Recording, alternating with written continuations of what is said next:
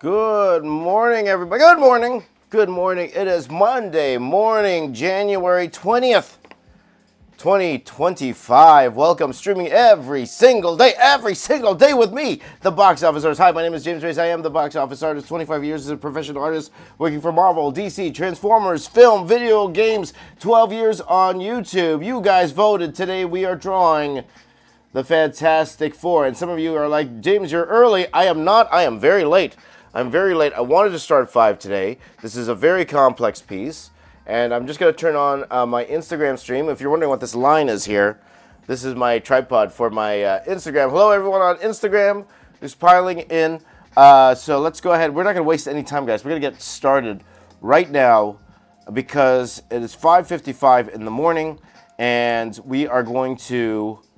we only got 2 hours, guys. It's only 2 hours. We only got 2 hours to go. And we got to finish this thing, okay? So with that in mind, I am going to switch over to the overhead camera. And let's go ahead and let's get started. We are going to draw Fantastic Four. Thank you guys for voting. Thank you guys for voting. Thank you for being here. And you guys are awesome. Did you guys know that? You are awesome. You guys are amazing. Especially my friends. Quickie B. Kiwi. Oh, my eyes are real bad. Chris Hawk is here. Kiwi Burb is here. Alpha Proto is here. Richard's here. Good morning. Echo's here.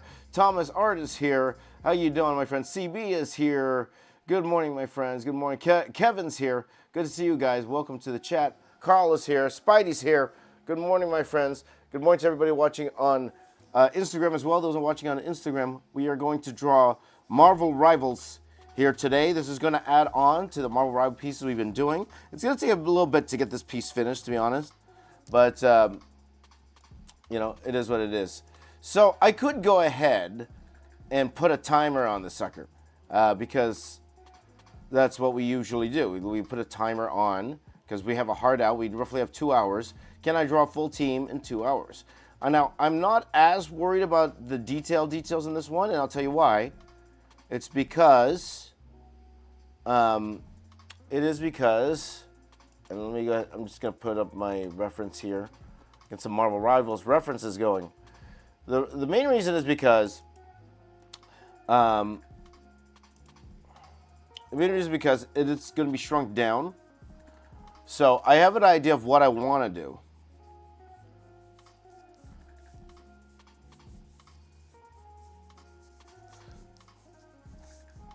So I think I'm going to do a Reed Richards that's going to go like this. And a giant fist because he's going to...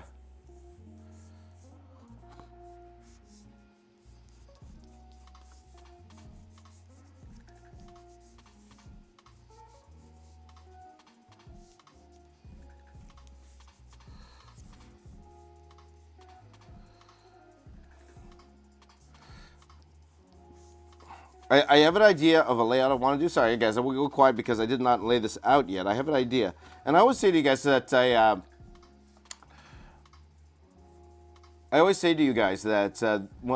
this is probably the part where I don't talk as much because I'm thinking. I am thinking about how I'm going to go about and do this particular part of the piece.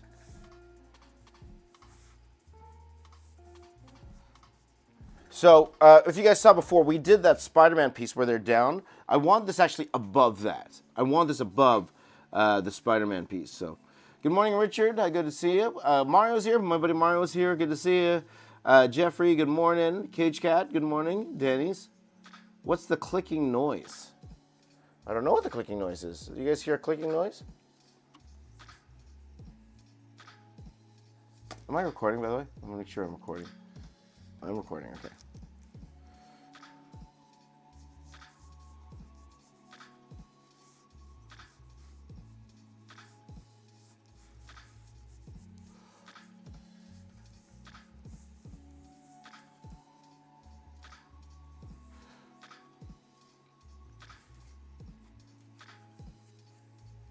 Then we're going to have the thing here.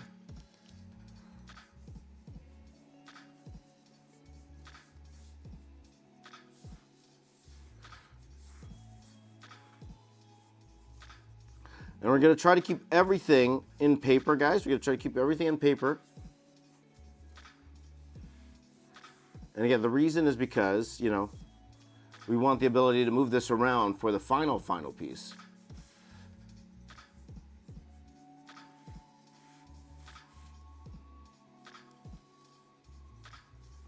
Maybe something like that, right? And then we could have Johnny do a smaller Johnny up here. He's kind of flying away.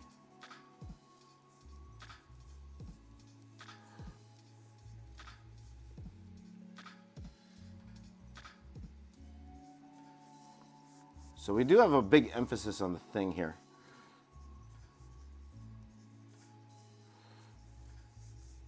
So my question is, should we put Sue's arm? Because this will be Sue. And again, guys, thank you for voting.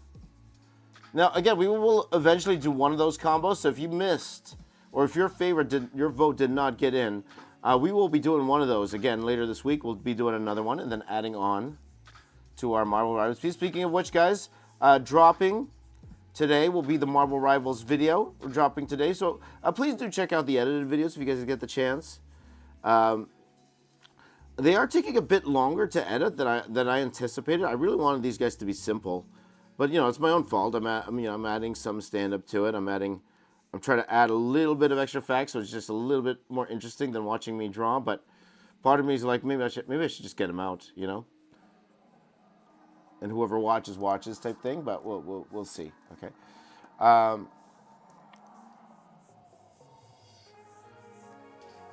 Look at my giant fist.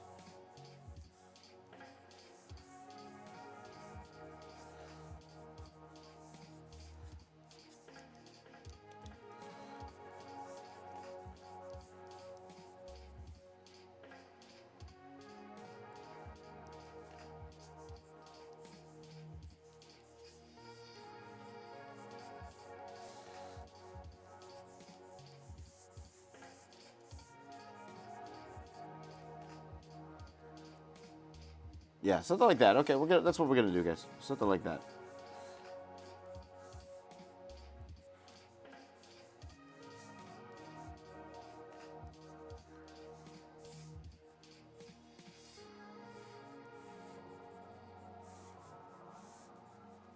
Something like that. Okay.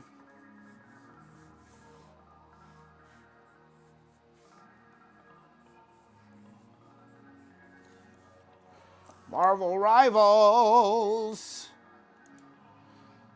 So good to see you guys. Thank you guys for watching, whatever platform you're watching on. Thank you for joining in, spending a few minutes with me this morning, or if you're going to spend the whole thing with me this morning. Please do. So hello, Michael. Hello. And again, hello, everybody on Instagram. I will apologize to everybody on Instagram. You're probably going to suffer the most today because the phone I usually use to stream on Instagram,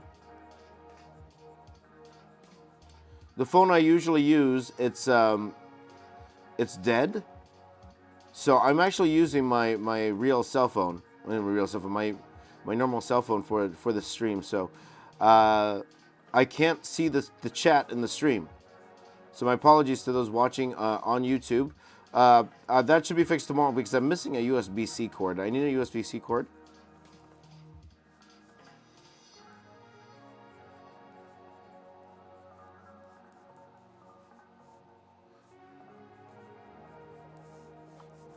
I need a USB-C cord to, to keep my other phone charged during the stream. And I only have one here, but I need it for my overhead camera. So it's like one of those sacrifice things you gotta do. I have to sacrifice. That's sacrifice, guys. So there you go. What's the name? Echo likes the facts on the side of the screen. Well, thank you very much. I appreciate that. See, I just want to give you guys just a little bit extra. So it's not just you guys watching me draw. It gives you like a little bit of insight into what I'm doing. Whether the facts are, they're worth something or not. I do hope that they're, give you a little bit of tidbit in what I'm doing. Like I could go and actually read them, and I've done that in the past, but. And I think you know, again, if I had a dedicated editor, stuff like that would be a lot easier. It would be a lot more flowing, but that's not in the cards as of right now, though I could totally use one right now, you know.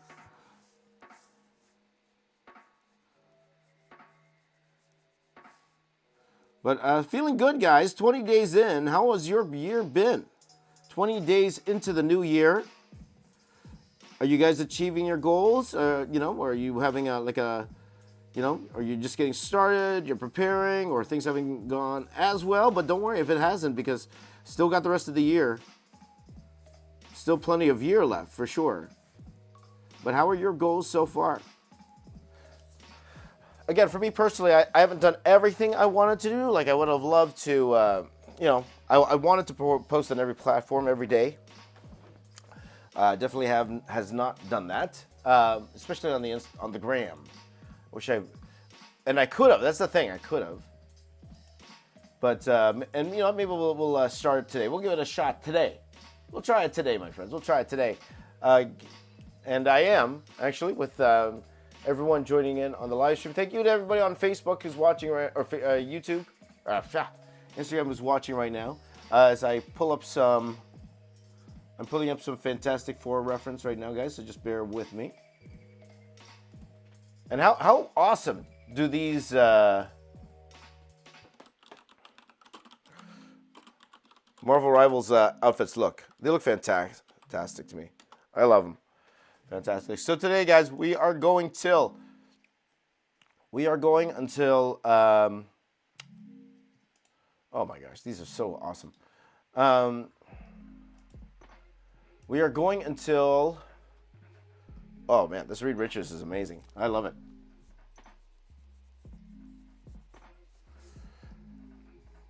We are going roughly until 8 o'clock, so it's these 6 right now. So I'm going to say this, okay? We're going to do 45 minutes for Reed, 30 minutes for Sue, 45 for the Thing. Well, we might not need 45 for the Thing. Okay, so we'll start with 45 for Reed. Mainly because he's in the front. But this is a way I keep myself on track, okay? If I go more, great. If I go less, that's great. It's even better. But I'm only allowing myself 45 minutes to finish off Reed here. Now, the beauty of doing it this way, guys, is that it keeps me on track, especially if you have a deadline. Now, I do suggest you do this if you are very blessed to have an actual job doing artwork, or you have a deadline. You don't necessarily have to do this for the 45 minutes, but you could say, for example, just say you worked in comics, you could say, okay, I'm going to set aside 2 hours for this panel. I'm going to set aside 1 hour for this panel. There's only the headshot here. I only need like 30 minutes. Like, break it down instead of just going in and willy-nilly and just go until you're done. And that way, what it does is it makes you concentrate on the essentials, like what is really needed here. Like you're like, I don't need all this stuff.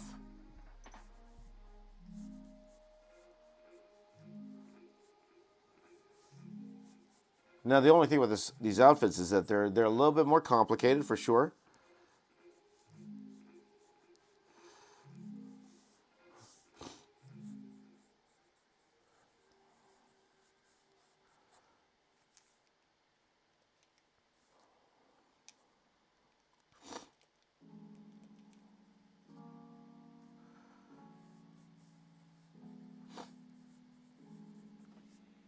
So that's what we are doing at 43 minutes. So I'm going to sketch out for, you could even break that down even more. So I could say to myself, since I have 45 minutes, I could sketch for an extra like 5 minutes or so and then go ahead and start with the inks. But the sooner I could get this done, the better. Okay, just bear with me, guys. I need some lead here.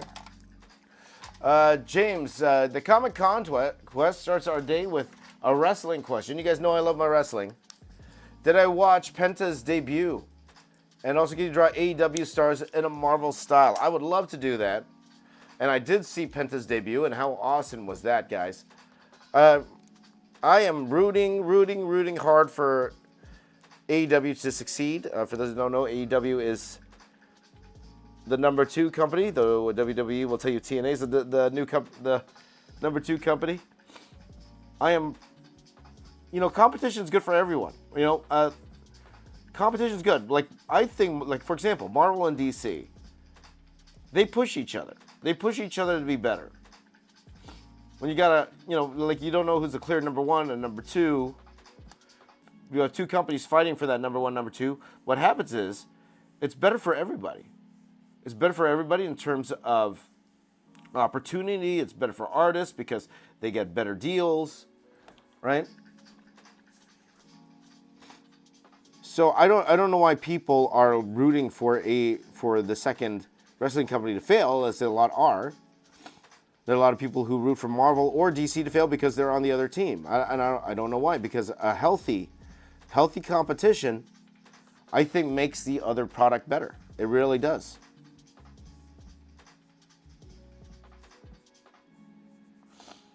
So I am hoping, like, if I do a AEW piece, my friend, I'll probably be, I'm thinking about, because you guys know, I'm only doing 4 to 5 characters tops. If I am going to do an AEW piece, and it's going to fly over over a lot of people's heads, because not many are familiar with AEW wrestlers. But I would put Will Ospreay in there for sure. I would put MJF, Okada, because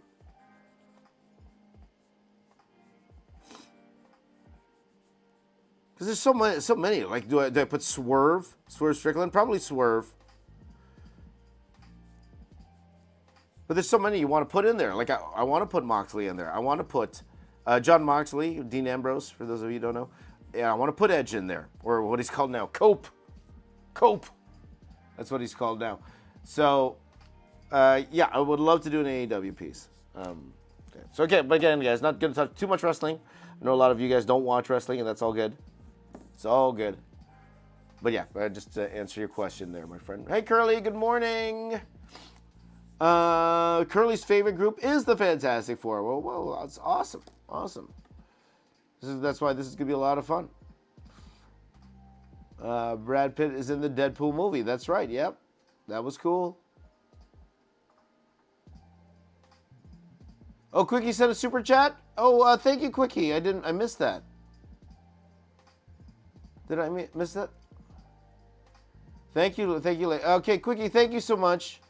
Okay, I say Quickie. Kiwi Burb says, how do you come up with composition ideas? Threw in a super chat. Thank you so much, my friend. Appreciate it. Thank you for the super chat.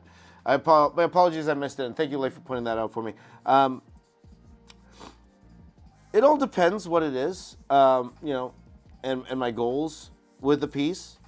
So what's my goal with the piece? Is it, do I just want people to stop and look at it? My goal for this particular piece is, I think we all just, at the end of the day, we just want something appealing to everybody else, right? I think that's my particular goal with this piece. So it all depends what it is, Kiwi. It really does. That's why people do thumbnails. And I rarely do thumbnails on here because, for the most part, we're only doing action poses. For the most part, we're not doing, like, storytelling here or anything like that. It's clobbering time, Richard. Storytelling. But sometimes, if you really want to get down ideas, you can go with a thumbnail. Everything. So thumbnailing, for those of you who don't know, is to draw things very, very small. Draw things very, very small just to see how it looks and how it feels. And then you do multiple compositions, and then you go ahead and do it. Now, I will say, like, for example, you do that in comics. So just say I was making a cover for Marvel right now, or DC. Usually they'll ask for concepts. So very small, I would give them examples of what I want to do for the cover. And then they let me know which one they like the best. And then I would go ahead and actually execute drawing that. Okay, so.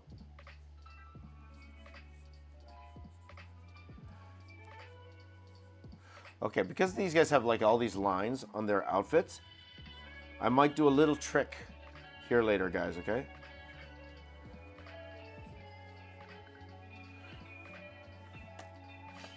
Just want to make sure I got the costume detail for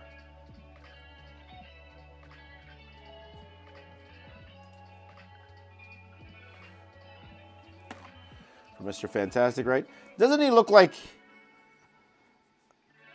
Every time I see like a Mr. Fantastic, he always looks like John Cranston. You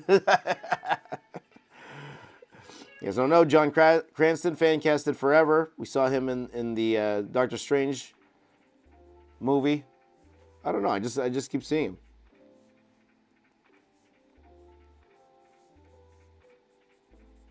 Okay.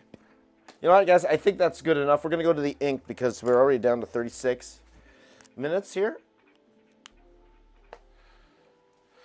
Oh, okay, so, and again, hello everybody who is joining in on Instagram. Again, my apologies that I can't. I'm streaming on Instagram. I'm streaming on YouTube, Twitch. I'm streaming on Facebook Live. I'm streaming on X right now. I was trying to stream on TikTok. I'm not sure why it's not working here. You know, the ban was lifted. So I assumed everything would be okay to stream on TikTok, but that's each his own. And I am very happy for my friends that are influencers on TikTok.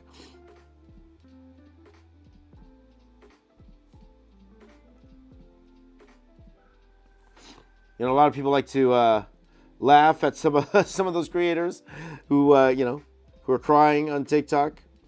But again, like to be honest, if YouTube was banned tomorrow, I'd be crying too, man. I won't lie. I'd be crying too. Especially if that was their livelihood, you know. A lot of business run out of TikTok, you know. A lot of business run out of it. So. Okay, so one thing that we did say we were going to do today, and I can do it now because I'm inking, is how would the box office artist, James Reyes, how would I go about trying to find a comic book job in the year 2025? How would I go about finding it? If I were you, had no experience whatsoever, how would I go about trying to find a comic book job in 2025, okay? So let's go over that right now. It's a dream of a lot of people to work for Marvel or DC, or for one of the big comic book companies out there, okay? And of course, you want to work on your favorite heroes and do it professionally and get paid. And get paid while doing it, okay?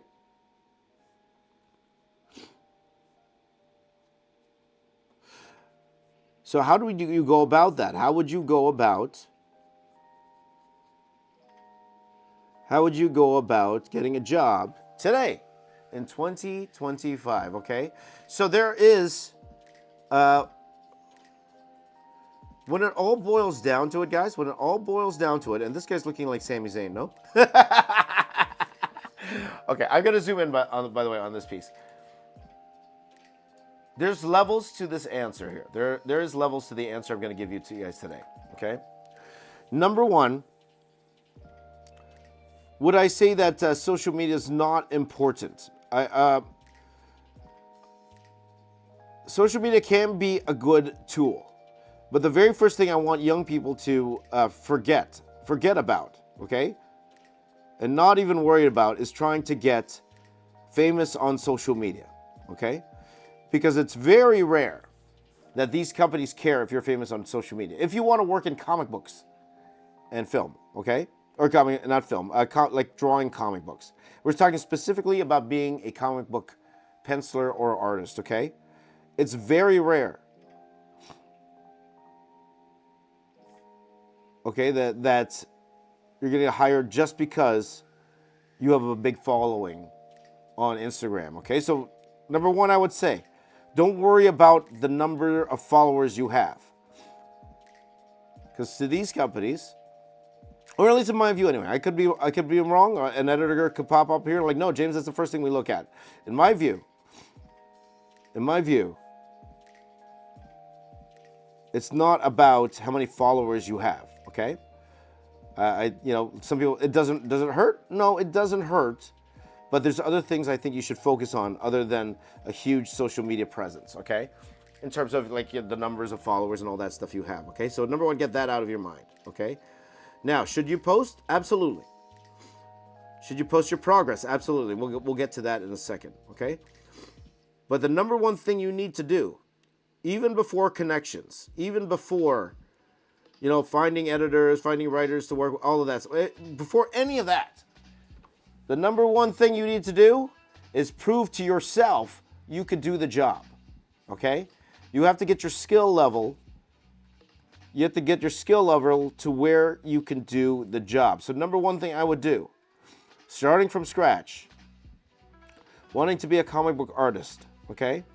Now one thing I would do is figure out what in 2025, how do they do the job today?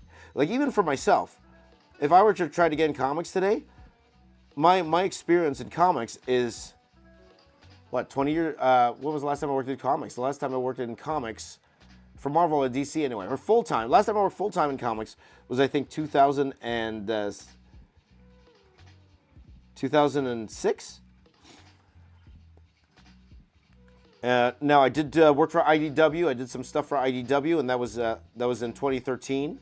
I did some books for, full comics for them in 2013, and I did a lot of covers off and on since then. But in terms of the actual full-time comic gig, I would say that was the last time. So I would try to, first of all, find out what is the day-to-day of comic artists today, okay? What is the day-to-day? How do they work, okay? Follow your favorite comic artists and see how they live their day. That's what I would first of all do, okay? What kind of lifestyle do they have? How much do they work? Ask yourself that. Because one thing to also remember, guys, and then I think this is also, this is true in a lot of industries, to be honest. You're not the only one who wants to work for Marvel and DC. And the people you are competing against to work for Marvel and DC and all these other companies, the people you're competing against are not new guys like you. Yes, there are a ton of new guys like you trying to get the job, for sure. So in essence, yes, you are. That is part of the competition. But your real competition is coming from veterans, from guys who have worked for Marvel DC. What's going to make Marvel and DC choose you? What is going to make Marvel and DC choose you over a Todd Knock or a David Finch or like all these professional artists that have professional work? Okay. You have to understand that. You have to realize that. And when you realize that, you understand that a 3-page sample might not be enough for you, okay? Might not be enough. So, number one, understand the workings of the job. What does it mean to actually work in this industry, okay? What kind of work ethic you need. Okay, if you find out that a person works this much, I would try to work the same amount if you can. Now I understand a lot of you guys need to work. You need to work. You need to you have bills to pay. We get that, right? But already have that work ethic that you're willing to put in the hours.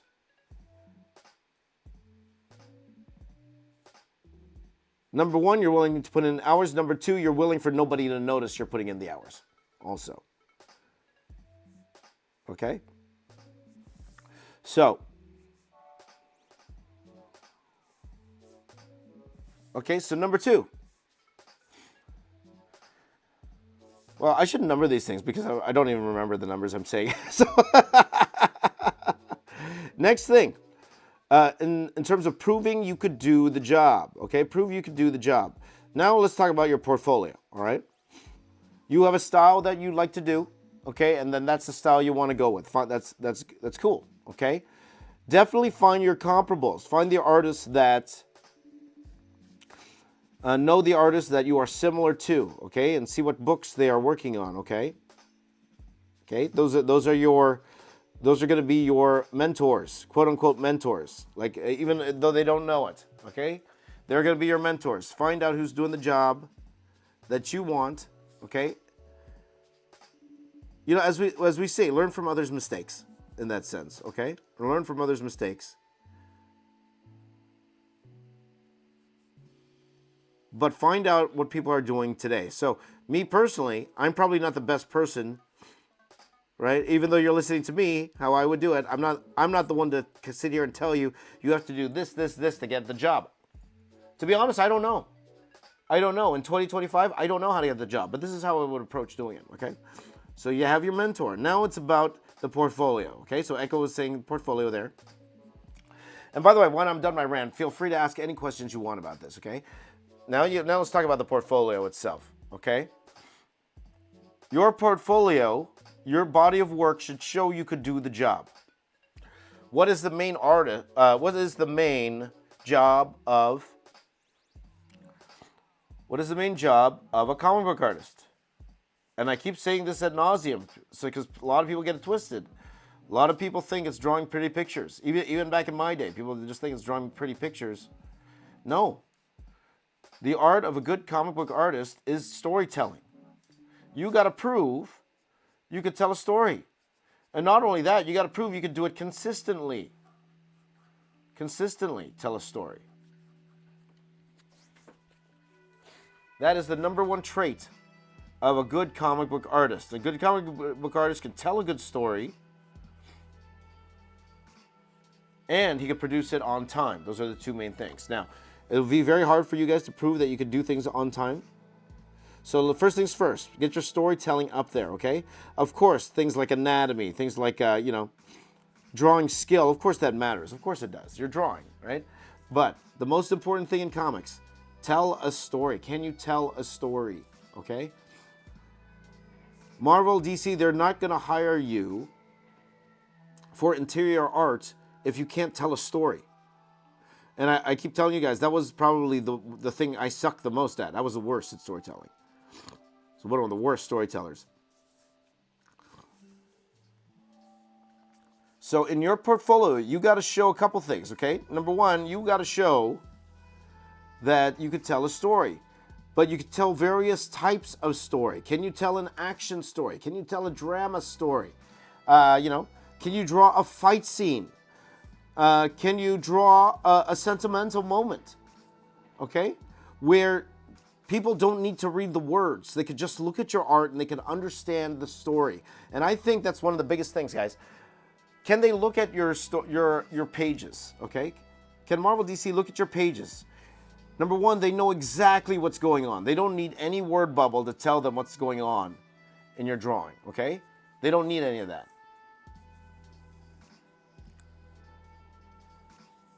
And number two, the story you're telling, can it hit you emotionally? Will it hit them emotionally? Now, we're not writers. I'm not a writer. Okay? So what I would do if I were you is I would go online and look for free scripts, okay? And there are tons of sites with free scripts of old comics, okay, written in script form. So it's not hard to find a script these days, guys. Definitely not hard. My friend Jim Zub, if any of you are, if you're into the comics, my friend Jim Zub, he used to have like I don't know if it was a Patreon, but he used to have a place where you could actually get scripts from him to work off of. Goldmine. So definitely take advantage of stuff like that. Do scripts and do multiple. And to be honest, guys, I wouldn't even ask anyone for a job for a full year and just get as much work done as you can, Just get as much work done as you can.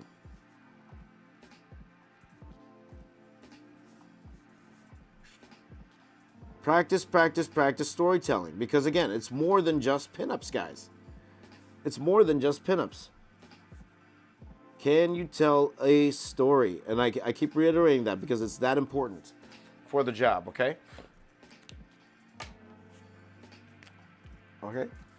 So do that. Now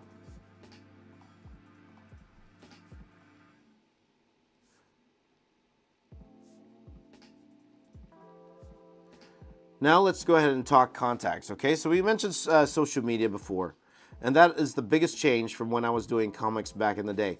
Back in the day, I did, in terms of social media, we had email back in those days, of course. We had email, but, so I would email people all the time. But back then, the way you talked to writers and artists, the best way is through conventions. We would go to comic book conventions and meet people and show my portfolio. And I told you guys how I got my first job in comics for Dreamwave. I met them at a convention. I met CB Cebulski at a convention, but then stayed in contact through email. Connections are very important, guys. They're very, very important. So right now, what I'm telling you guys right now is the essentials, what I would do, and then I would tell you my nice to haves, okay? So the people who will get you a job, and I keep telling you guys this, the best people who can get you a job, number one, editors are the ones who actually hire the artists, okay? Editors. So getting in touch and being connected to a lot of editors, okay? A lot of editors on social media, okay? That can be important, okay? So go to your favorite comic shop. Go check out all the books that they have there, okay? And look at the credits and find that special word there, editor. And see if you could find that person's social media. Everyone's on social media these days. Some aren't still. But go to your favorite comic shop and go find out who are these people that are hiring, okay? Number two, I would not ask anyone for a job for a full year. For a full year, if you're willing to wait, okay? For a full year, or at the very least until they become your friend. Okay, if they become your friend, then yeah, do it earlier, right? But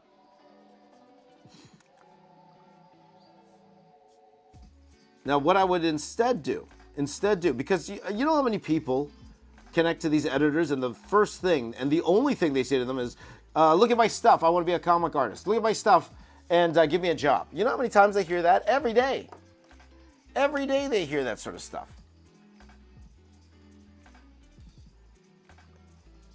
And the last thing they want to hear, even though it's their job, the last thing they want to hear is that from you is that every 5 minutes you're asking them, hey, do you have any openings? Do you have a job for me? Blah blah blah blah blah. Right? What you do is find out who these editors are. Number one, editors. Number two, writers, guys. I always say writers. Okay? Not artists. Not artists. Okay, if you are going to go to an artist, you're doing it for two reasons. Number one, because one, you're a fan of their work. Number two, maybe the artist can actually help you improve your craft a little bit after you get to know them. But the number one thing, get to know them first. Get to know them first. Okay? So whether it be editor or writer, get to know them first. Okay? Get to know them. How are you going to do that? Interact with their posts. Interact with them. They post, hey, I ate a bagel for lunch today. I'm like, oh wow. You can answer a question. You go, oh yum. What kind of bagel? Or you say, oh yum. Like I love pancakes in the morning. Or you mean interact with these people.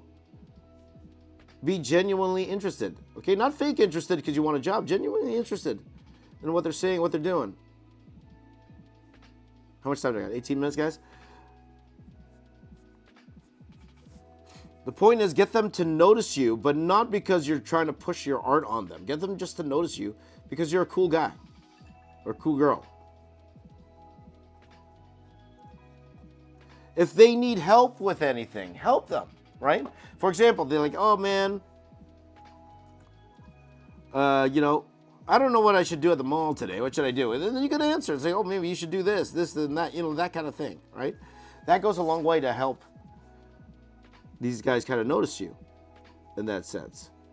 Try to comment on every post. Always say good things and they'll notice you. They will. And hopefully to the point where one day, just out of the blue, they find out, the best case scenario, they find out out of the blue that you're an artist, okay? And then hopefully your stuff is good enough where they'll want to work with you, okay? Now, again, like I said before, one way you need to prove you could do the job. Now, if you never had any experience before, it's kind of tough because, again, like I mentioned, you're competing with all the professionals that are looking for job as well, okay? Now, this is where the biggest difference between this time and the time I was actually working in comics. I actually did do this, though, when I was working in comics. I went on my GeoCities site. Any of you guys remember that website, GeoCities? Back in the day, I had a GeoCities website. I went on my GeoCities site, and there I did an X-Men sample, and I posted a page every day, okay? So this is where social media does come into play. I know Echo was talking about that. But remember, guys, this is secondary. All this means nothing if your skill isn't there, okay? Now, however, I'm going to take a little caveat to that. However, it is nice to document your journey.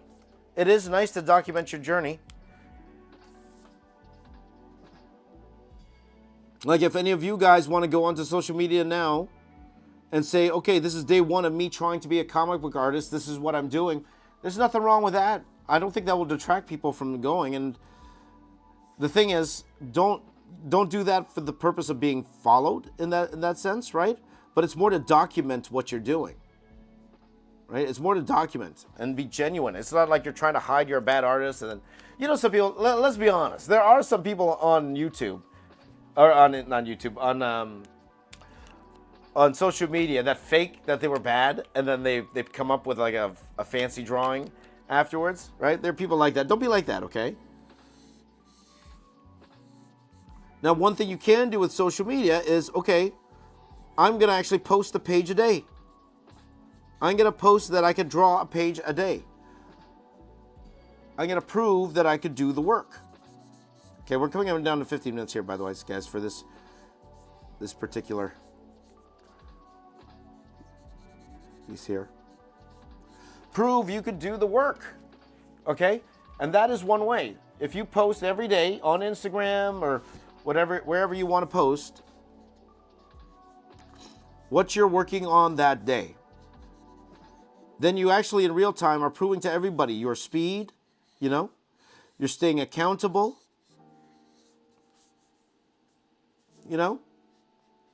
So if there's a way for them to check on you, that is probably your only way of showing to these editors how fast you are in doing the job and that you can do the job, okay? Like, for example, you could start off by posting, and maybe I would do this, right? I would start off by posting the script I'm going to work on. Okay, I'm going to be working on this Jim's Up script. I found it on this website here. Okay, I'm going to do my version of it. Okay? Now, the hope is that you would have an editor or an artist follow you and then get feedback. You get feedback and try to make yourself better. One thing I did do, I remember I did this X-Men. I did this X-Men sample. And I posted it on my GeoCities site. And at the time, I was very blessed at the time that a fellow named Mike Martz, who was editing X-Men at the time, he actually went and looked at the pages. And he was giving me advice. He actually was kind enough to message me and say, hey, these are great, but you need to improve on this, and that. This and that. Now, if you are lucky enough to have a writer, or especially an editor give you feedback, number one, do not fight, please. Do not fight them. Mr. Defensive, you do not fight them, okay? They're the ones with the experience. You're not, okay? Don't make excuses for your art. Oh, I was drawing it this way because, I thought this was good. Or, I was drawing this way. I was just tired. when I was doing this panel. They don't care. They're just telling you what you need improving on. So what do? You take their criticism, you take your feedback, write it down, do another sample, and show to them that you were listening to them. You know what's even better is you're listening to them.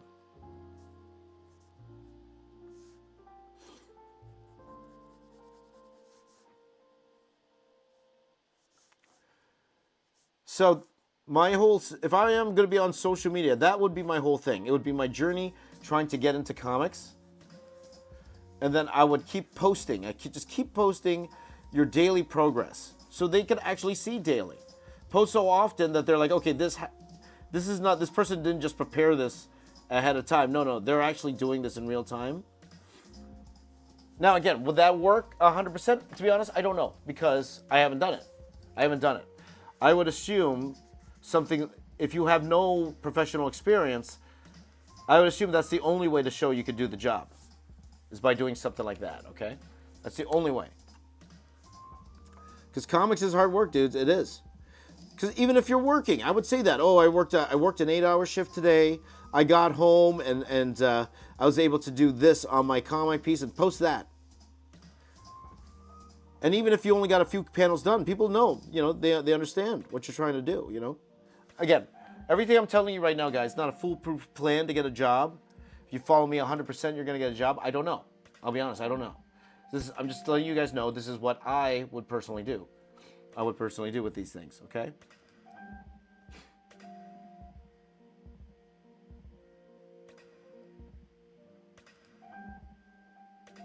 And then hopefully the time will come where somebody will notice your work and then give you an opportunity, okay? So again, like I mentioned before, the two people you're going to follow and interact with and hopefully become friends with are editors and writers. Your favorite comic artists, like myself, they can help in terms of helping you get your drawing quality up, okay? But I would always tell you guys, number one, never, ever, ever think your art is good enough now to work in that field. Don't think it's good enough yet, okay? Still work on your craft. The moment you think you got that skill, you're ready to go, you're complacent now. You're not willing to learn. And in this ever-changing environment, especially with all this AI stuff right now, forget you, Colin Kaepernick.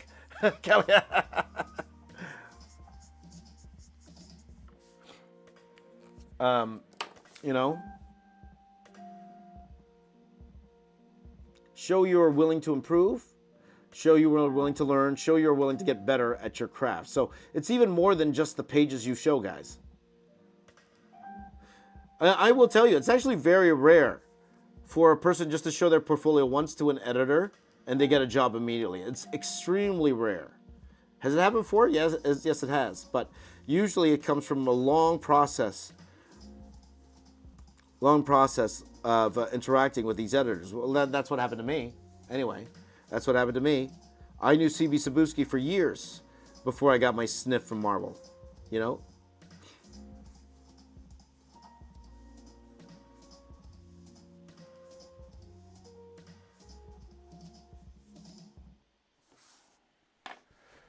Okay, so I think that's good enough for a thing. We got 9 minutes to spare, guys. We're going to actually move on.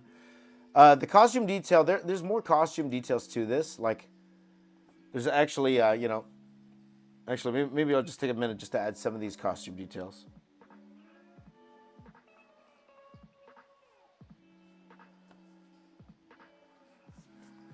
So the number one thing, guys, again, prove you could do the job. Number two, relationships are everything. Be humble, be willing to improve.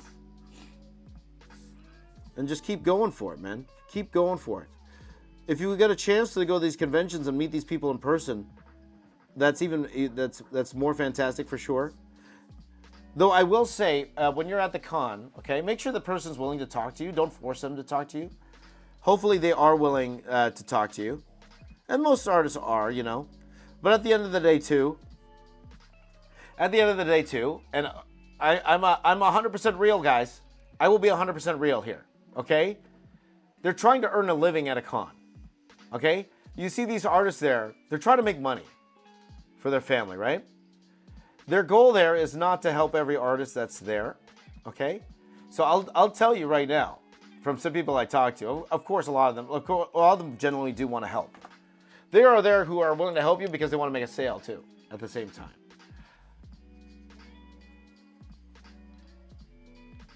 I would say to you, okay, if you go to a convention and want to get feedback from an artist, it wouldn't hurt to support them first, okay? It wouldn't hurt to support them first, to get them to notice you. Not talking about me, that's about me, okay? There are plenty of artists who came up to me. I'm more than willing to help, even if they don't buy anything from me. I'm more than willing to help personally. And I have, right?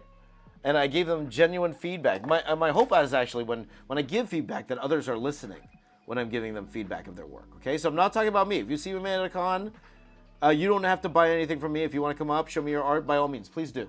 I'd love to see it. I'd love to see it. But if you really want an artist to pay attention to you or give you a little bit more of a chance, support them. Buy one of their products. Buy something from them. It doesn't have to be big or small. Just buy something from them. But when you do so, don't expect that they're going to look at your stuff. Just say, hey, look, I'm an artist myself. If you have a couple minutes to take a look at my stuff. Most likely, if you are, depending on how nice they are, of course, and you buy, especially if you buy something from them, you support something from them, they'll be more than willing to look at your stuff, okay? Like, to be honest, if you're able to buy a commission from them, okay? But again, a lot of these guys charge way more than I do in commissions. But if you can afford a commission from them, most of the time they'll be willing to look at your stuff. So I'm just telling you guys how it is.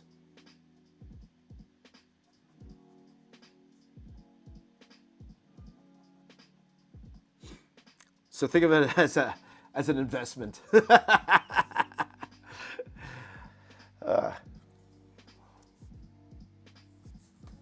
let me just do one thing with the leg here.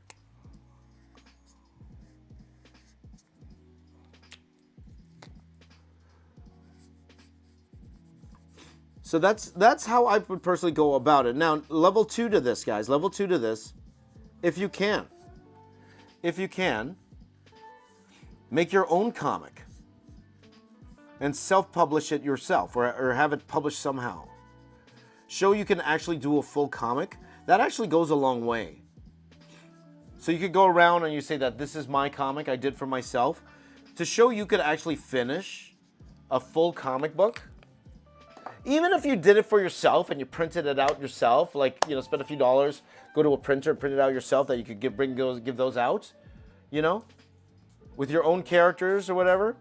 If you could do that, I think that goes a long way into proving you could do the job. Like, half the battle is showing these editors that you're going to make your deadlines, you're going to be on time, you're going to produce quality artwork, right? When they give you the job, that's what you want to happen, okay?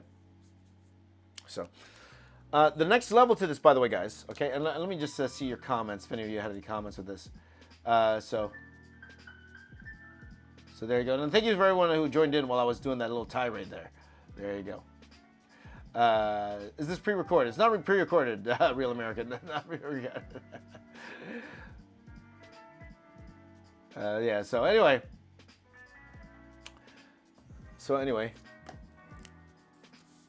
Level 2, if you are blessed to actually get an opportunity,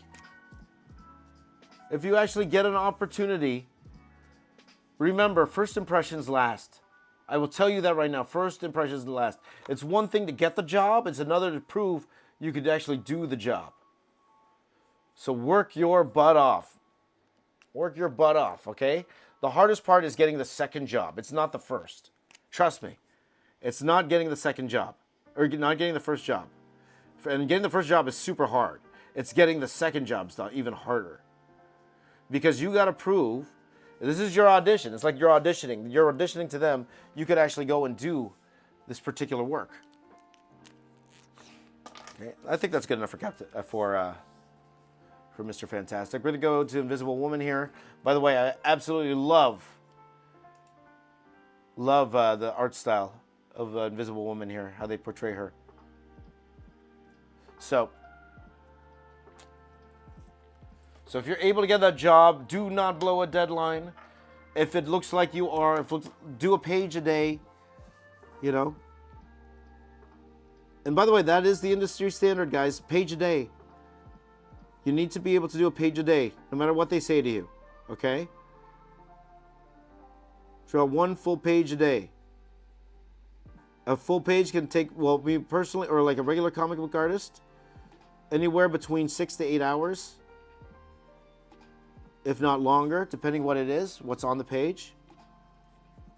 So that's the sweet spot. That's what you want to get. That's the speed you want to get to. Page a day, guys. Page a day. All right? And go from there.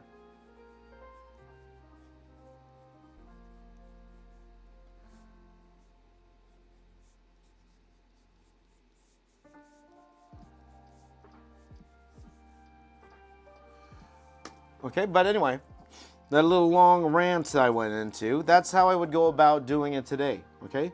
So step one, number one thing is the portfolio. We'll recap a little bit. Number one, portfolio. Create your portfolio. If you want to bring that up a level, document your journey creating the portfolio, okay? Document your journey creating the portfolio. Now, a lot of people, what they would do is they would already try to share their link to their portfolio to editors. Like, I'm not asking for a job, you know, just follow my journey. Before I would even do that, get quite a few posts under your belt first. Do at least a month's worth of work so they could, if an editor does see, first impressions are everything, guys. First impressions are everything. If an editor does see that you're doing that and they do actually give you a shot and try to look at your progress, you know, you want them to see that you've already done work there. So you want them, the very first time they go to your site or your Instagram or wherever you're posting, you want to make sure there's stuff up there already, okay? There's stuff, you say you're already on like day 30 already. At least day 30. That's what I would do, okay? Document that journey, get better. I would even say, like, if you were to get feedback from an editor, and you could even say, okay, this editor, you don't even have to mention their names unless they want to. This editor, oh, should I draw Herbie? By the way, guys, should I draw Herbie? I think I should draw Herbie, no? I should draw Herbie. I think I will draw Herbie. Herbie's going here. Oh. So we're going to do 30 minutes for the Invisible Woman here.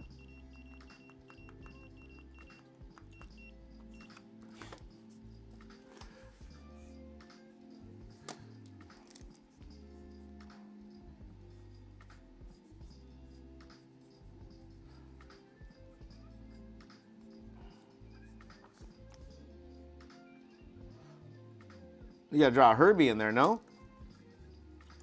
So, man, this is great advice. I appreciate that, my friend. I appreciate that, right?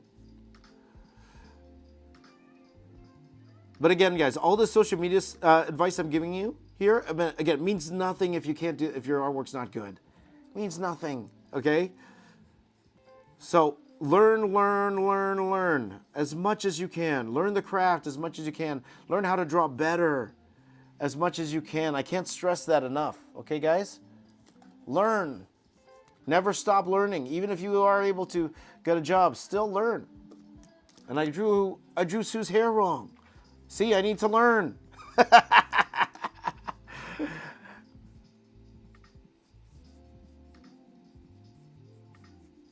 Learn. Get better. Improve. There's always, I don't care how good you are. There's always something you can improve. Always. Even for me. 25 years professional artist, as I mentioned at the beginning. And there's so many things I could still learn. When it comes to anatomy, posing, all of that stuff, I could totally learn more. Okay? Never stop. The words of, what's his name? What's his name? Jake Peralta? What's his real name? Never stop, never stopping? That's not Jake Peralta. That's, who's the actor again? From Brooklyn Nine-Nine. What's his name? See, Chris Hawk says, I like it when people are honest with their feedback. Absolutely, my friends. Because that's what you want. You don't want anyone to sugarcoat what you're doing. It's like, no, how do I get myself better? But there are a lot of people who don't take it well. Trust me. They get upset. There are some people there who do get upset. Kind of ruins it for everyone else, because when people get upset because of your feedback, it makes the artist not want to give feedback, especially the artist is taking his time out of his schedule to do something nice by helping that person, and then that person just doesn't agree with their feedback, and then they get angry. There are people like that,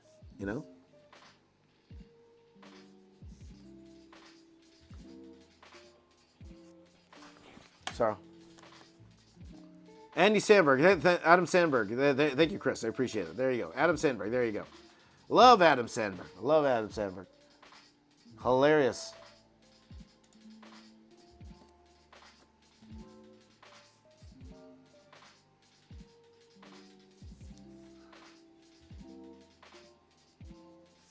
Just work out a costume details with 26 minutes left here, guys. Never stop, never stopping. Okay? Now, I will say, if you are able to work with a smaller publisher, jump at that chance, okay?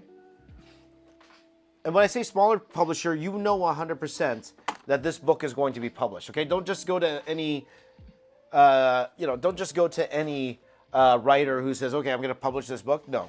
Like, unless they're your friend, maybe, but jump at that chance. If you are able to work for, like, a smaller publisher, no matter how much they pay you, okay? Because you're going to be, even if they give you a little bit of money, at the end of the day, you're still, you're proving something,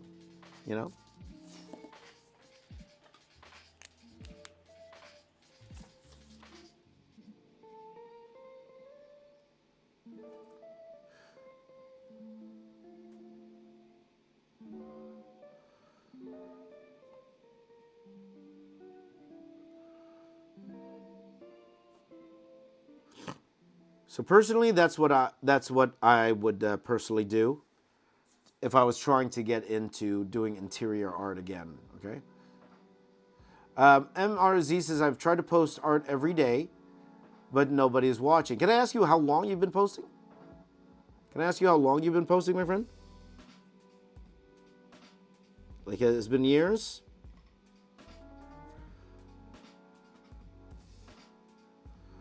Because it's not about how many people watch. It's about the bank of work that you do, okay? Because it could be a couple of factors here,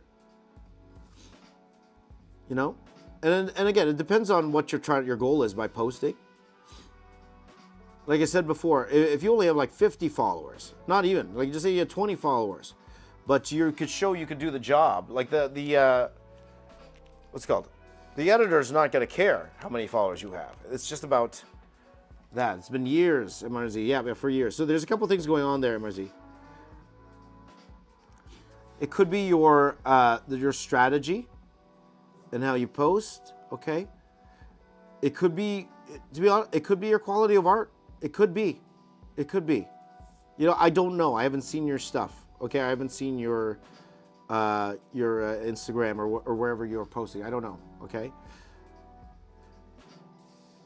So again, guys, don't use your socials just to try to get followers, okay? Use it as a portfolio. Use it as a bank for these writers and whoever you want to show it to go. They could go to one-stop shop to see your stuff, MRZ says, I'm your biggest fan. Well, I appreciate that, my friend. Thank you so much. Yeah. Let's see here. Being independent, Steel Traditional Art says, being independent, drawing your own characters this way to go is the way to go in this age of comics. Okay, yeah, for sure. It's never been, I won't say easier. It's never been, it's never been easier to produce your own work, produce your own characters. Because in this day and age, like, I'm telling you guys, back in the 90s, it's like, unless you're a Jim Lee or one of these famous artists, how are you going to get people to give your book a chance? back then if you're an unknown artist. And that's one thing social media has done. It's given you the opportunity to build that audience or build followers, right? There are a lot of people who are, there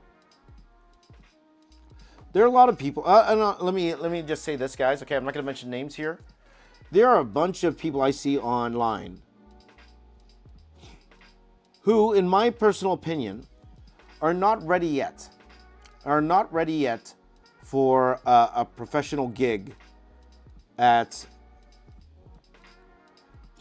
a top company, whether it be Marvel, Image, and when I say Image, like places like Spawn, doing Spawn, like stuff like that, right? In my opinion, their work is not, from my years of experience, their work is not ready yet. Okay. However, what they did do, they created their own comic book. They were able to secure a following because of the way they're able to handle social media. And they have buyers for their book. And they are doing extremely well. They are doing extremely well. They go to conventions. People follow them. They're fans of them. In my opinion, their work isn't quite there to work in comics. Okay, but then at the end of the day, is that the be-all, end-all? No, it's not, because you could actually make a good living and not be a fully published artist. It's happened. I have friends. I have friends who were never published, but are able to make that career in art by convention hopping. They go to multiple conventions, sell their work. So it is possible.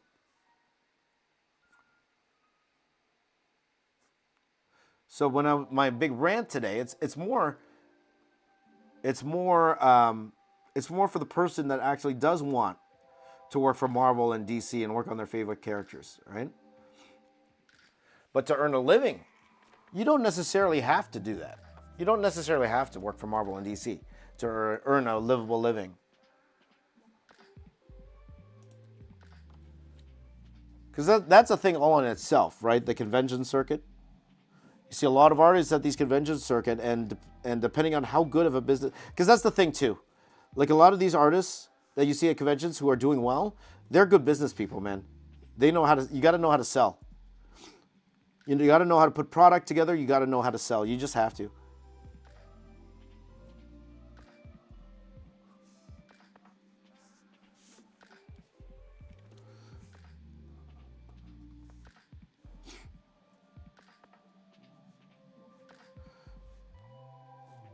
So, because I know people that's all they do.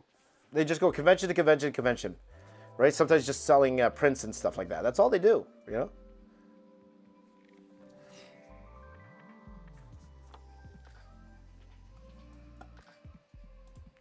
And to be honest, some of them do extremely well. You see the ones with the bigger booths and stuff like that?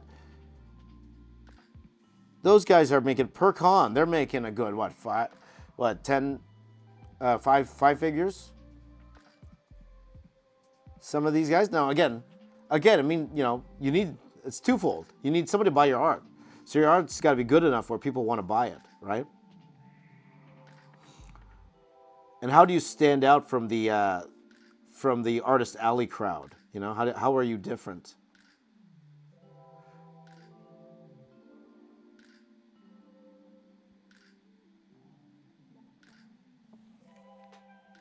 Like for me, I don't think I can hold it. Like even to some of the artist alley crowd, I can't hold a candle to them in terms of my regular figures like this, right?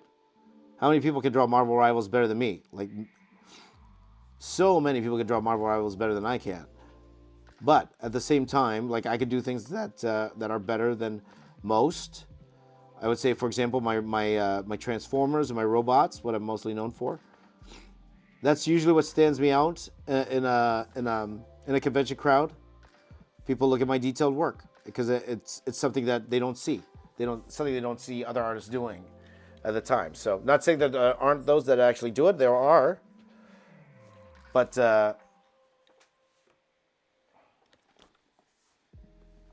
they don't see it that often. So it's a way to stand out from the crowd.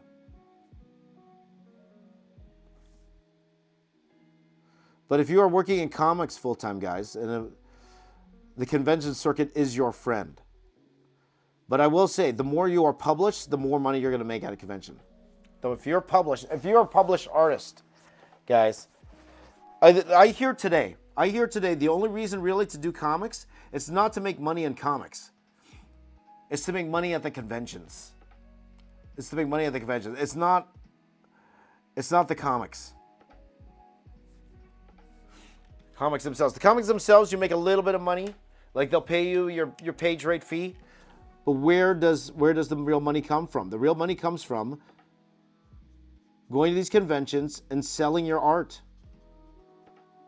Because these guys, and I'll tell you this, if you have a published book, okay? If you have an actual published piece of art, especially if it was for Marvel, DC, all that stuff, okay? If you have a published piece of art, and especially if it has popular characters like Captain America, Wolverine, and especially if it's like something splashy, people could put on their walls, you could sell those for thousands of dollars. Thousands of dollars. Easily. That's where the real money comes in. The real money comes in people asking you to do commissions. And a lot of these guys, some of you have gotten commissions from me. A lot of these are charging like 3, 4, 5 times what I'm charging for commissions. Because they can. Right? That's where the real money is. It's not from actually doing comics themselves. Because that's what I keep hearing. It's like comics are the advertising for the conventions. That's why people do it still.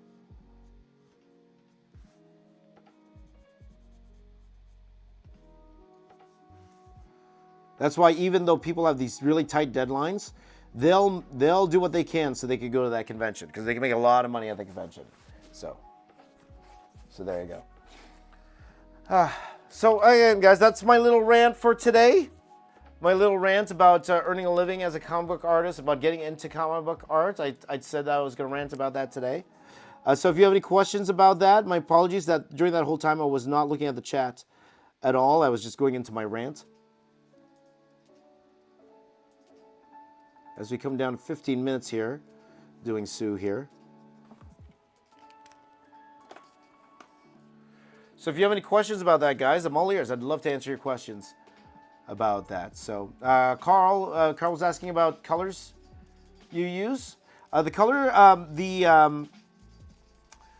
what's it called? The actual coloring, the markers I use are Copics. I do use Copics for traditional color.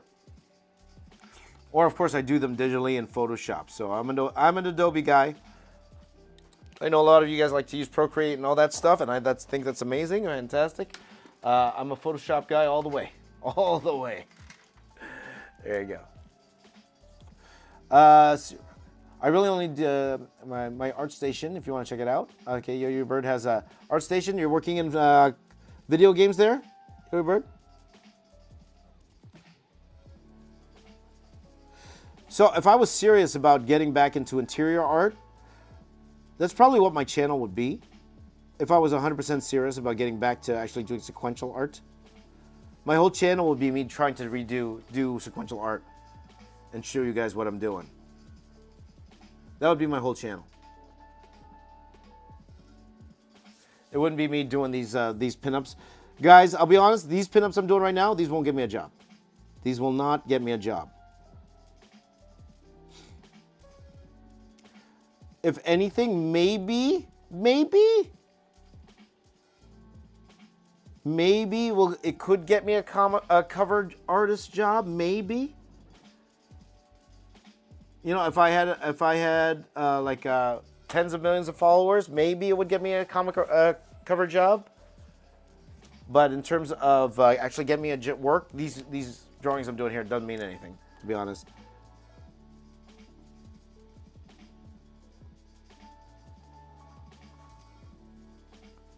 Now, I have seen it work. Now, we were talking about social media work earlier. I have seen it work where people have gotten jobs from their social media. Like, for example, John Campea calls him God's gift to the fan community, Mr. Boss Logic. Like he started doing covers for Marvel. And that's purely because of his following, because Marvel never really does like Photoshop covers for things. Because that's his style. He would, either he would do photo bashing, or he would do like include some 3D with the photo bashing. That's how he worked. But Marvel, he was very popular at the time, and Marvel decided to give him a lot of cover work because of because of the following he built. Okay, so that's an example of someone who was able to get a job at Marvel. I believe, if I'm not mistaken, because that was interesting. Like, he was able to get that job. Boss Logic was able to get that job where, I think, was it for Shazam, I think? Where Jim Lee drew something and then he photoshopped it afterwards. Like he did, like, I'll call it, like, use my own lingo, like matte painted something afterwards on top of Jim Lee's work. And they made this trailer. Yeah, it was for Shazam. They made this trailer, so it was Jim Lee's layouts. And then he went and kind of photoshopped them.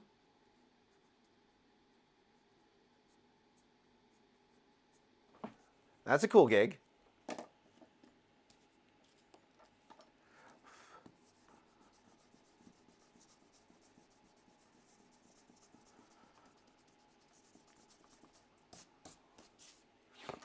Very cool gig. But again, guys, like as popular as Boss Logic, and he was in the news recently because he drew, I think he drew Josh Brolin, or he did a Photoshop of Josh Brolin as Darkseid. And that made the rounds because he has a reputation for being in the know at Marvel as well. So that's why people take it seriously when he does like stuff like that now. But again, guys, what a guy like Boss Logic, if he started in 2025, would he be able to get the following that he has now in 2025?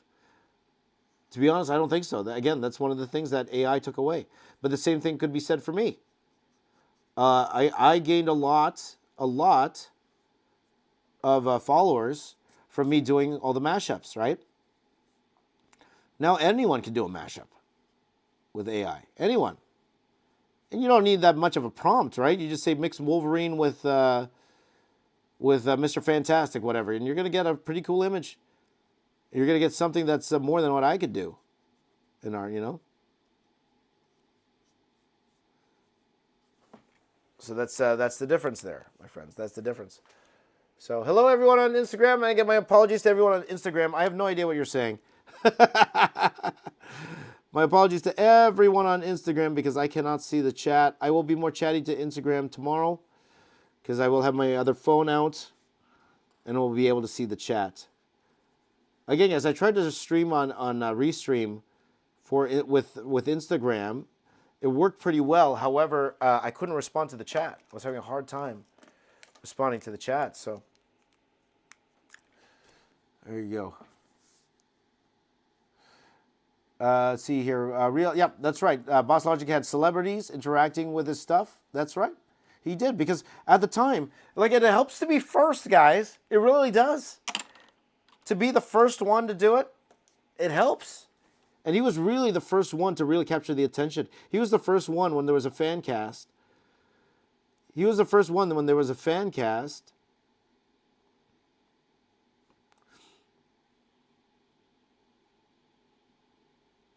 He was always the first one to say, okay, this is how this character would look. Now, for me personally, I only had one of my, because I tried it. I'll be honest, I tried it once. I tried it.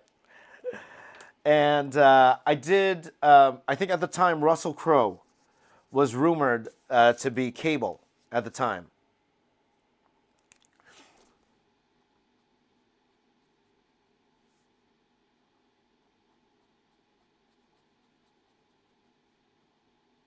And what happened was, I believe, a fan tweeted my Photoshop of Russell Crowe as Cable, and then he saw it. He saw it. And it actually hit all these news outlets because mine was the first one of Russell Crowe as Cable. And then Boss Logic came out with an even cooler one. He actually did a really cool one after I did mine. But that was my first foray into doing that, right? So if you guys look that up, I think it's actually pretty funny. So, yeah. Yes, that's right. Like all celebrities know. Like, let's be honest. If it wasn't for Boss Logic, would we have seen? He was the first one to make Rosario Dawson Ahsoka. Well, I don't know if he was the first one or not, but he was the first one that got notice of Rosario Dawson as Ahsoka.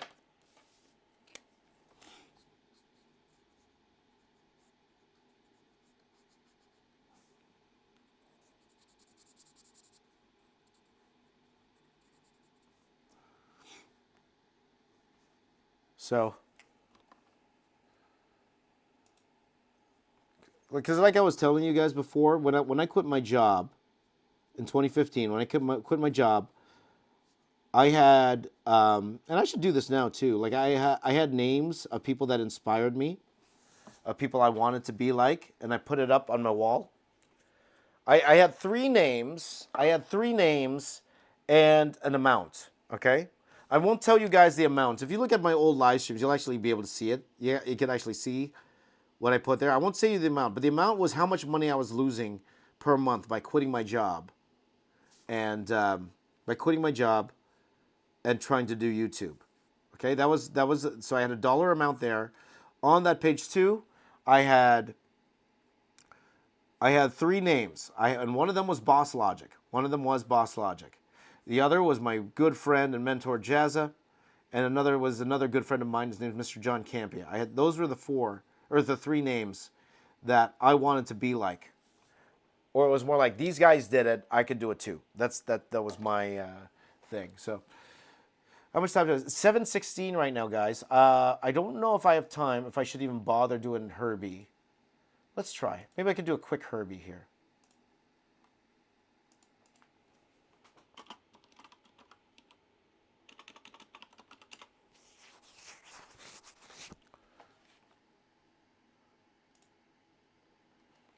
Yeah, maybe I could do a quick Herbie here, guys. We'll try to do a quick Herbie with 5 minutes. Let's see if I can do it in 5 minutes, guys. Let's try. All right.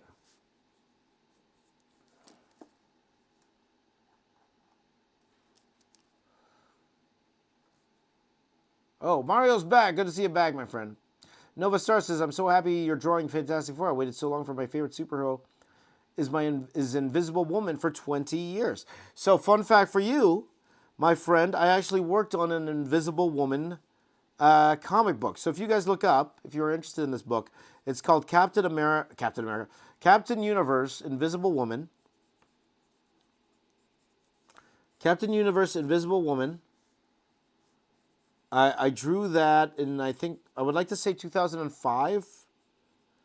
So the 2004 or 2005. That's when I drew it. And that was me drawing the Fantastic Four professionally for the first time. So that's why actually this means a lot. Like I have drawn the Fantastic Four professionally for Marvel. Before, that was one of the books I worked on. And if you see that book, it's funny because it's obvious. I was trying to make Gladiator, The Rock. The Gladiator wasn't there. Also, if you look carefully, you could see an inspiration. A tiny bit of inspiration of me trying to make my characters look like the actors. Back then it was the in thing. Back then it was the in thing to cast your characters. So people would always get actors and then model them when they made their comic, right? So their faces would look like a specific actor. That's how people started thinking about Samuel L. Jackson as Nick Fury. Because in the Ultimate Universe, first of all, when Nick Fury first showed up, he looked nothing like Samuel L. Jackson. I believe that Mark Bagley drew him first in the Spider-Man comic. He looked nothing like that. But it wasn't until the Ultimates when one of my heroes, not saying Mark Bagley isn't one of my heroes. Talk about a workhorse, guys. Mark Bagley, we'll get to workhorse in a second. But Mark Bagley, Brian Hitch was the first one to draw Nick Fury, Samuel L. Jackson as Nick Fury. He was the first one to do that. And I remember it was this huge splash page. It was so obvious. It was Samuel L. Jackson. When he did that, everyone was like, yeah, that works. Yeah. And then the rest is history. Like afterwards, everyone to the point where everyone's like, yeah, it's got to happen. But before that, who was Nick Fury? It was David Hasselhoff, right? It was like, for those of you who don't know, the youngins, David Hasselhoff played Nick Fury for was it direct to DVD? I think, or direct to VHS, I think.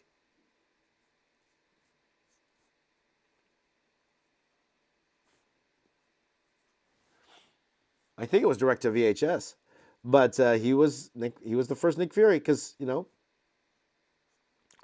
So back then, a lot of us artists were casting.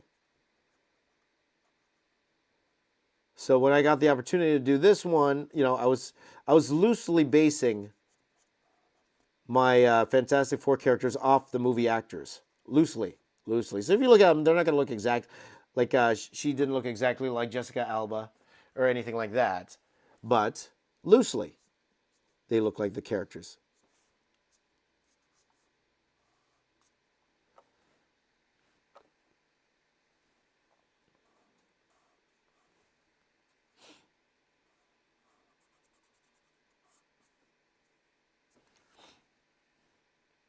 How much time I got? Oh, 1 minute left?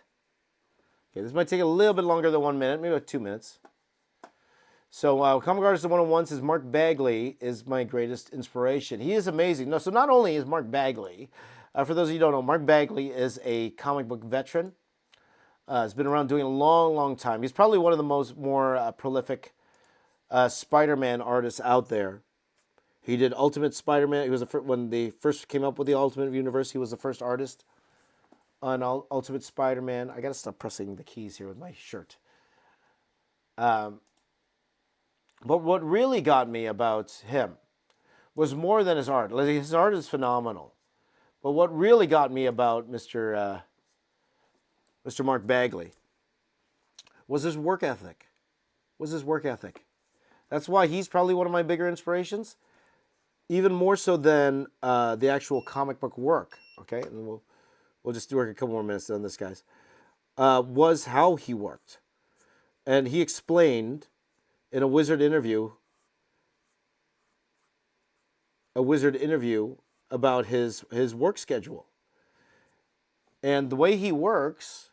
And he said he got this from working in the military. And I'm not sure if we have any veterans here, but the military really teaches you about discipline and getting your work done, all that. So a lot of that military training came in, where his output, guys, and he's not a not detailed artist. He puts a lot of detail in his work, but his output is at least 1.5. He says he does between 1.5 to 2.5 pages a day, 6 days a week, and then he'll do at least one more page on Sunday.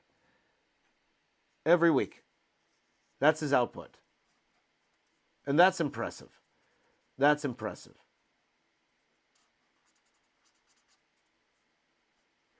It's like he's one of those guys who could do a full book in 2 weeks. He could, if he really wanted to.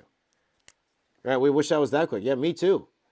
I wish I was that quick. If I was that quick, I would have never left comics.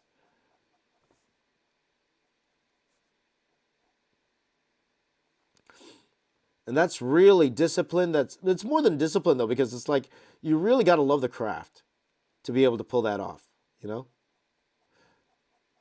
When you talk about artists that are fast, the ones that come to mind the most, like for him, Mark Bagley, Todd Nauck. Todd Nauck is, the ultimate professional. We've talked about his speed.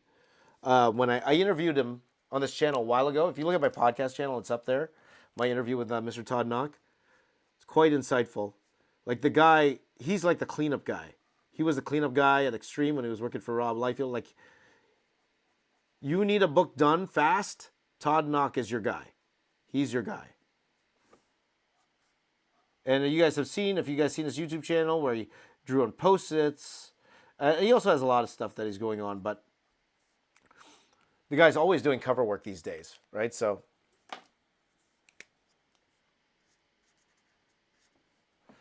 okay. I think that's good enough for Herbie, guys. Okay. Okay, we're going to move on to the thing.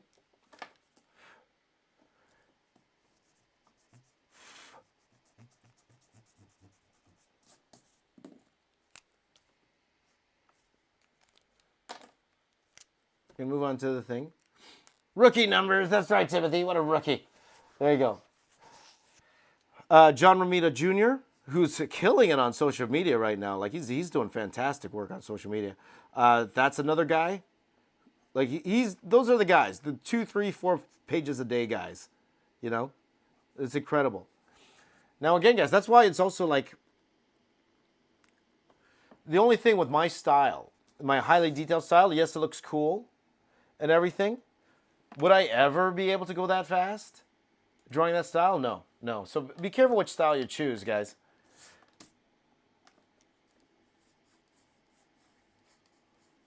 Okay, so let's go ahead and we're going to draw the thing now.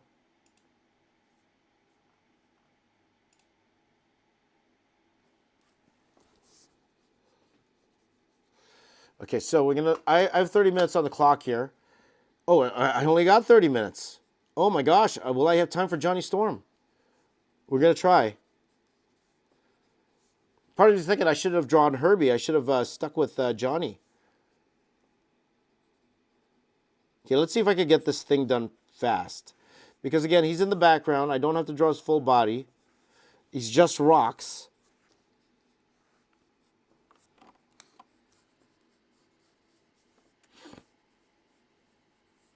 I think his head's too big.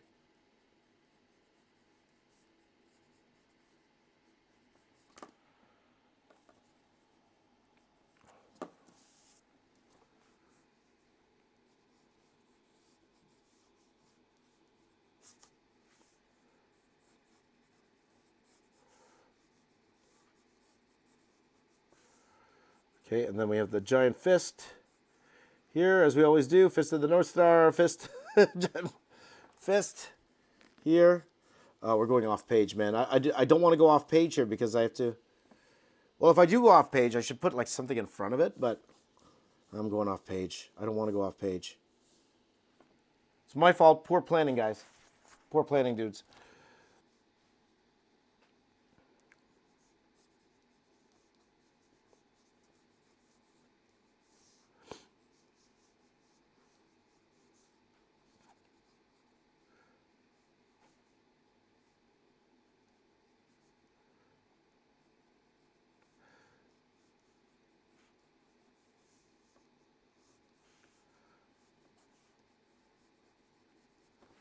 So anyway, my apologies, guys. Don't look at the chat. We are running down on the time, guys. I got about 30 minutes left. We got to finish by 8. Yeah. If we finish by 8, we will do our best to get this done.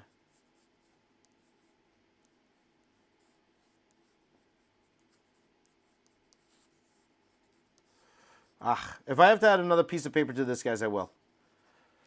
But I'll do it later. I won't do it in this stream here.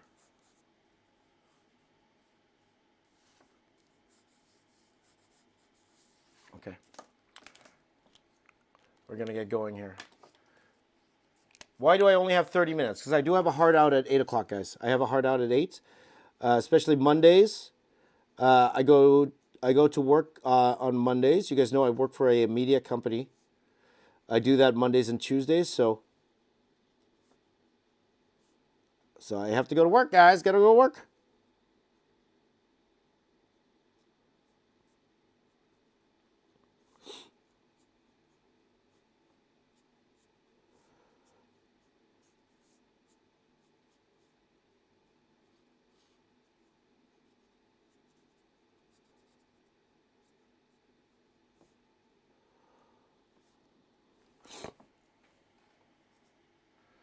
Let's see here.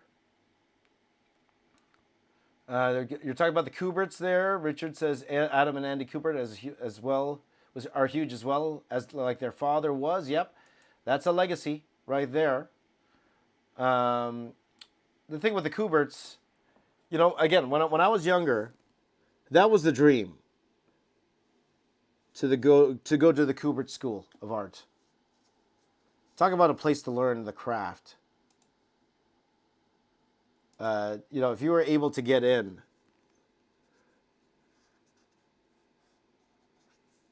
it was every comic artist's dream back then to do that.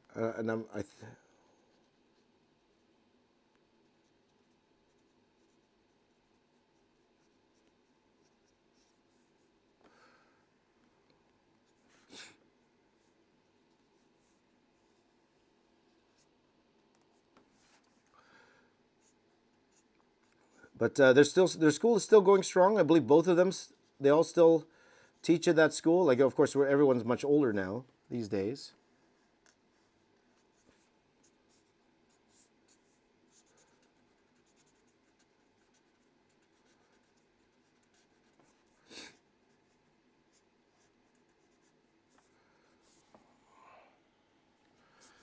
So there you go.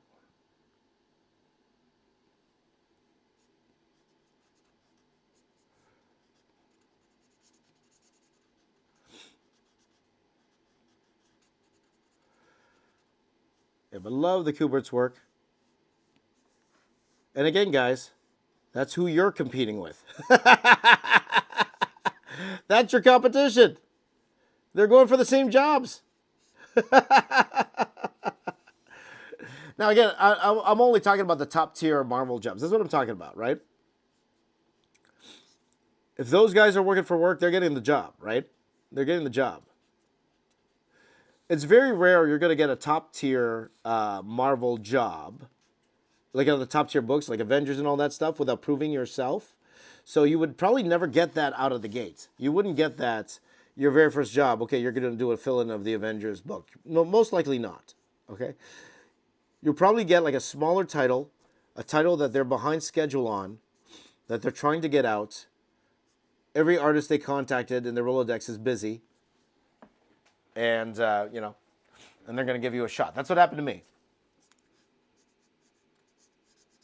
Or it's a short story in the back, and then they see potential in you, and then they want to give you a shot there. Okay, I've seen that happen too. Okay.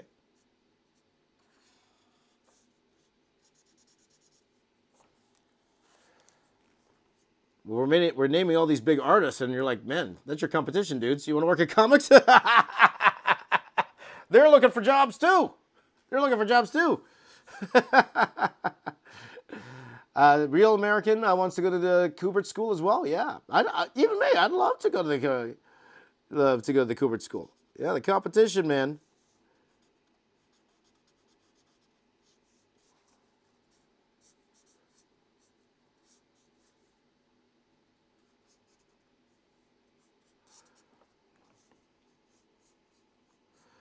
Okay, with 23 minutes left.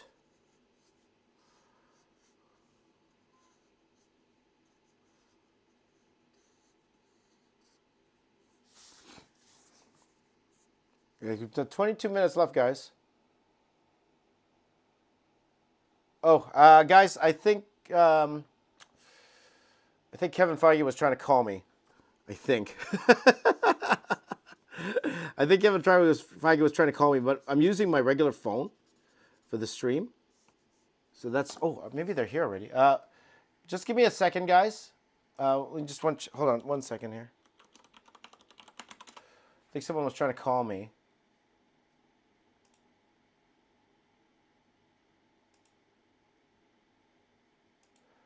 Okay. Okay, give me a second, guys. I have a feeling someone's at the door. Okay, just give me a second here, guys, okay? All right. I think it's Kevin Feige. Just give me a second here.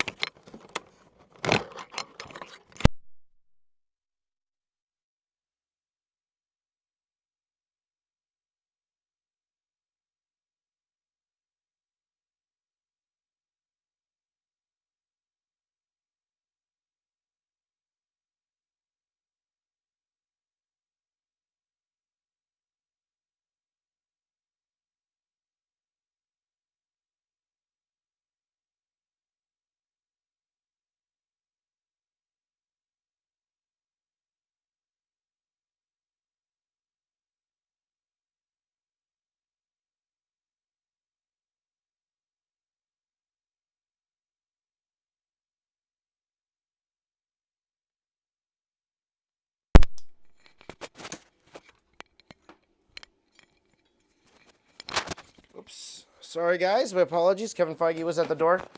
Like, Kevin Feige, I'm streaming here, man. I know you need help with your little doomsday movie. I know you need help, but I got an audience here, man. Got work to do. Kevin Feige. There we go. Oops.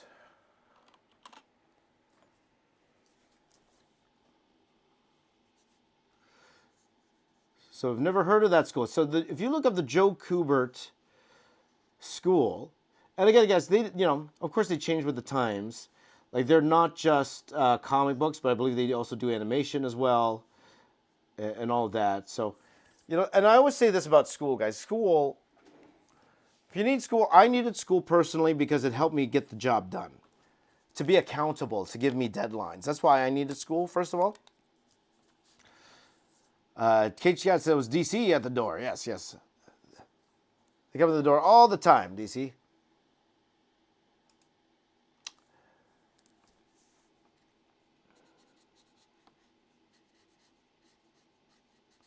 How much time do I got, guys? 19 minutes.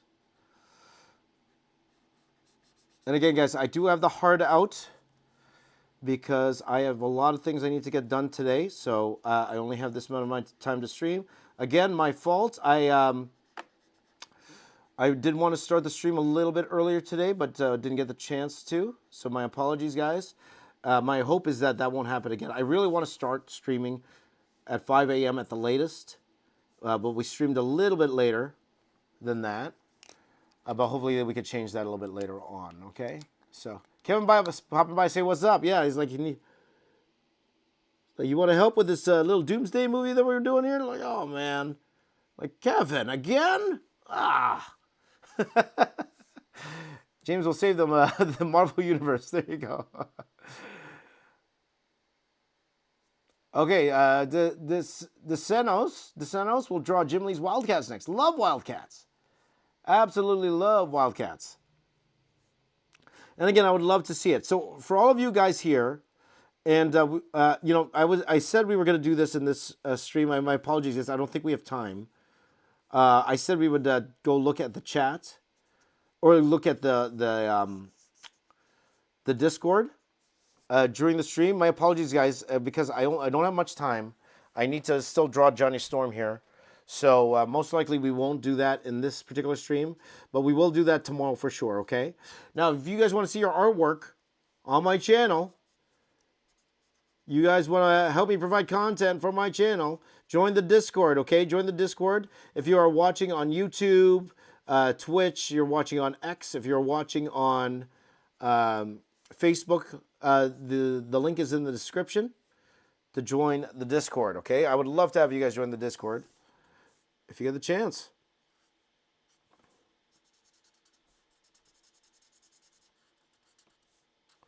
Okay, so two things are going to have to happen here, guys. And again, I don't have time.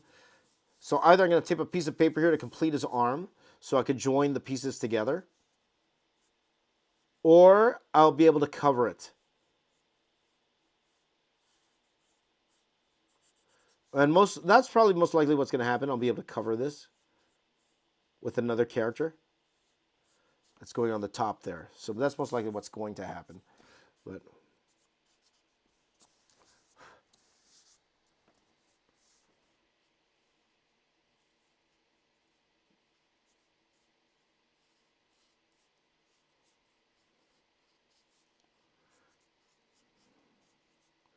hey guys, look, it's The Rock. Oh, whatever. Anyway, oh look, I see one comment on Instagram. Did drawing help you move on with your healing process mentally and physically? Yes, absolutely. I won't spend too much time, but just because you asked this, a lot of you guys know what happened to me and the experiences that I've had. Drawing absolutely helped. And to be honest, I always talk about the mistakes I made, in business-wise. Now, financially, and maybe overall business, it wasn't a great idea for me to hire so many people out of the gates. At the time, I had 3 people working for me. Maybe not the smartest thing, Maybe I should have stuck with like one or two at the very, at the most, and then and then added on from there.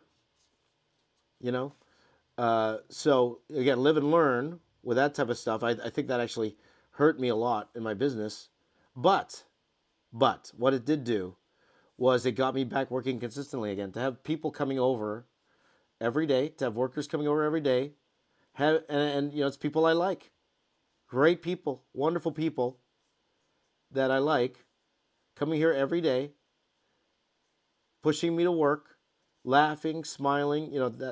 That more so than the drawing helped me.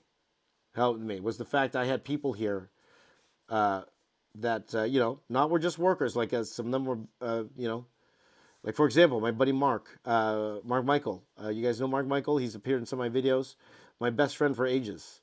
To have him coming here every day, making me laugh, making me smile, making me work hard, keeping me accountable, like stuff like that. Like no matter how well the business did, I needed that to get through what I needed to get through at the time. So yes, that helped a lot. I wouldn't say it's the drawing per se, because if I were just to draw, the thing with drawing is sometimes it's a lonely thing where you're just sitting there and just drawing and you can't, and after a while when I'm not laying out anything, like your mind goes away and it wanders, right? It just goes around. So I wouldn't say it's the actual drawing that helped me get through all that stuff, but it was more the people, my family, my kids, and my good friends. So again, even though it wasn't as successful as I would have liked, that experiment with all those workers, it really helped me get through the roughest patch of my life. It really did. So, in that way, I'm very grateful for them, for helping me get through all of that. Right. So, I will say that. There you go.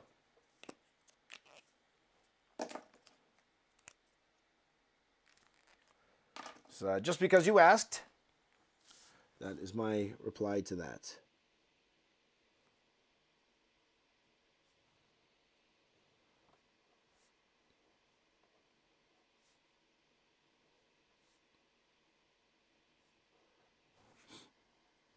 There you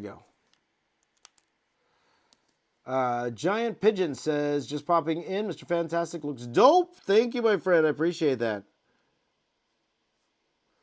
And again, guys, I wish I had more time to work on the Flash. What time is it now? It's 42. It says 13 minutes here, but I have 18 minutes to finish this entire piece. Okay, and I still have to draw Johnny Storm there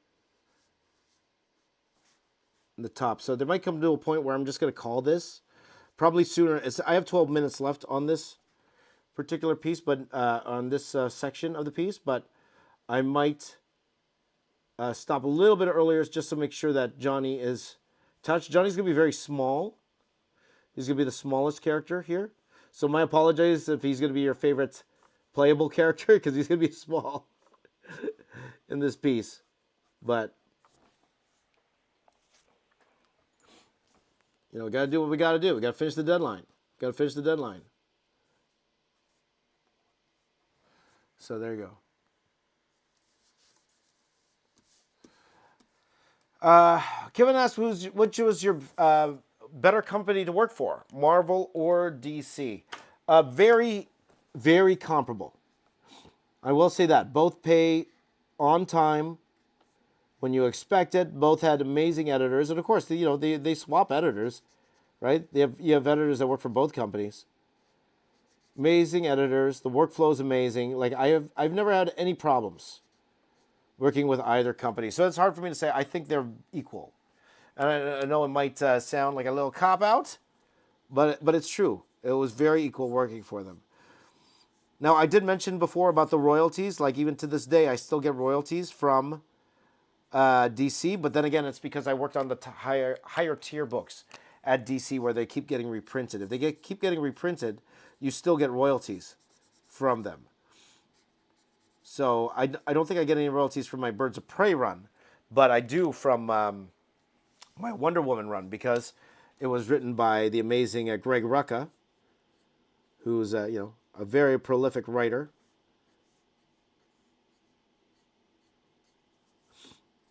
It was funny. Like I think somebody, like I worked with Gail Simone. I think that's how you say her name, Gail Simone, on Birds of Prey. And I don't blame her. She's worked with thousands of artists, right? But someone mentioned that I worked for her. I worked with her on a book. And she's like, who? No, I didn't. But then all she saw was box office artists, right? All she saw was box office artists. Like, did you work on Birds of Prey? And then they send this thing. They're like, oh, yeah. Of course, it was only a couple issues years ago. And how many books has she done since then? So I get it.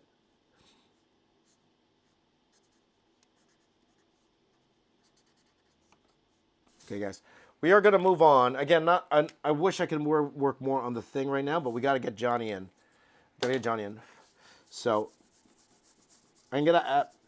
we'll probably spend our last few minutes working on the thing here. But we're going to do a quick Johnny Storm.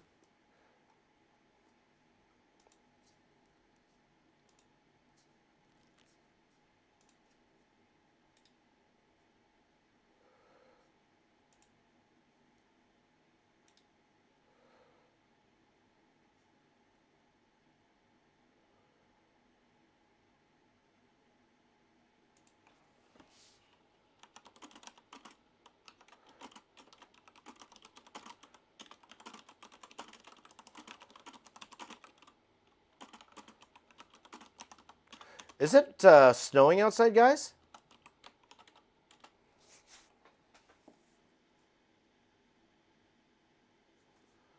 Is it snowing? I'm just checking the weather, guys, because my parents were supposed to come over, but they're saying that it's a snowstorm outside. I didn't even notice. Let's see here. I'm just checking the weather.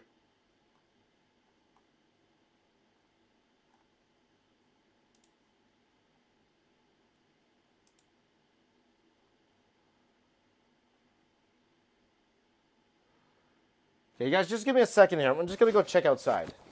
Where's that Kevin Feige? I think Kevin Feige's outside my door. There you go.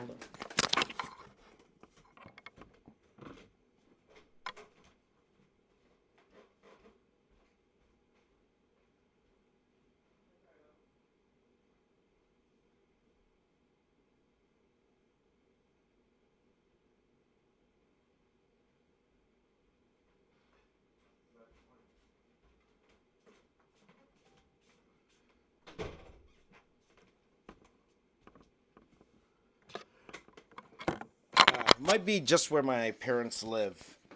That the snow. They live a good 40 minutes from me, and they say the roads aren't good. So maybe it hasn't hit me yet, the snowstorm. So that's all good. All good, my friends. All good. All right.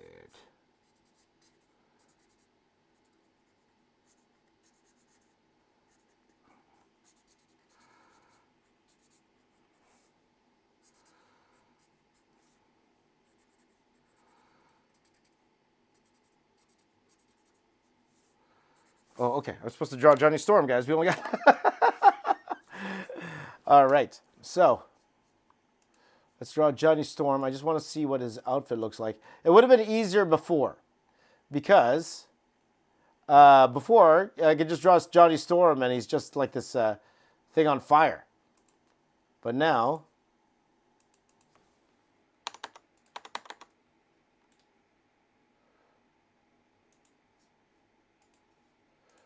Oh, that's not a good image. I'm just looking for a Johnny Storm reference here, guys. Hold on.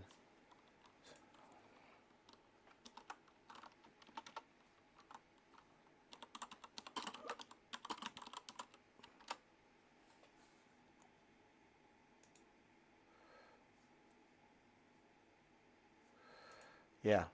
See, I actually have to draw his outfit. Because before I didn't have to draw his outfit. I just have to draw him on fire. But now I got to draw his outfit. So, okay, guys, it is 10 minutes. It's a 10-minute challenge, my friends. It's a 10-minute challenge to draw Johnny Storm in 10 minutes. Can we do it? Can we do it? Here we go. In 3, 2, 1, let's go. 16 degrees and icy roads in Arkansas, says Russ. Las Vegas Reptiles. Yes.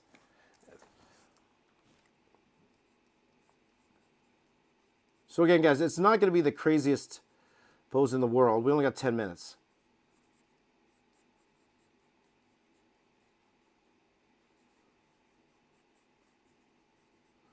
So we'll just do a very simple arms out.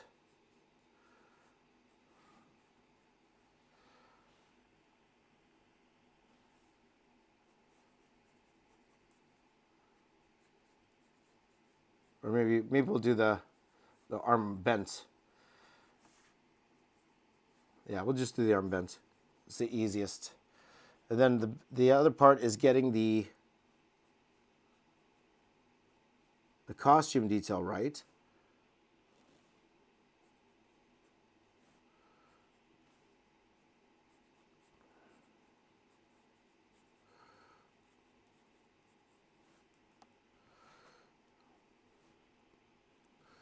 Okay, and then got the neck here like this. The arm like that. We have the arm like this. And we'll just do a little bit of fire here. Can you guys see what I'm doing? I gotta bring that down so you guys can see, so we can finish this off.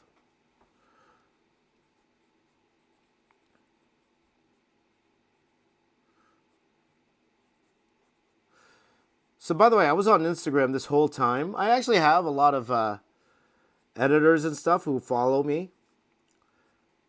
So I don't know if any of them are actually chiming in with that, or they have their 2 cents in there. But oh man, I wish I had more time for this thing. I might go back later today, guys, and add a little bit more to this thing. Here, he needs more. In my opinion, he needs more.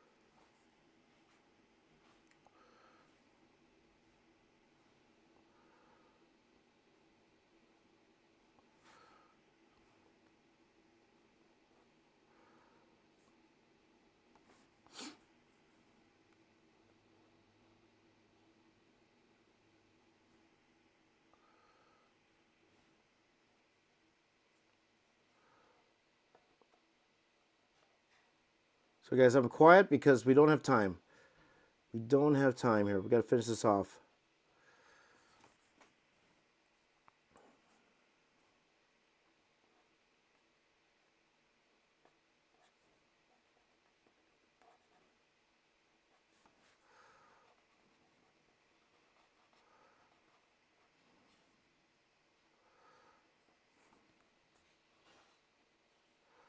How much time we got? 5 minutes, guys? 5 minutes? I think we can do it, guys. 5 minutes. Got a little time challenge today, guys.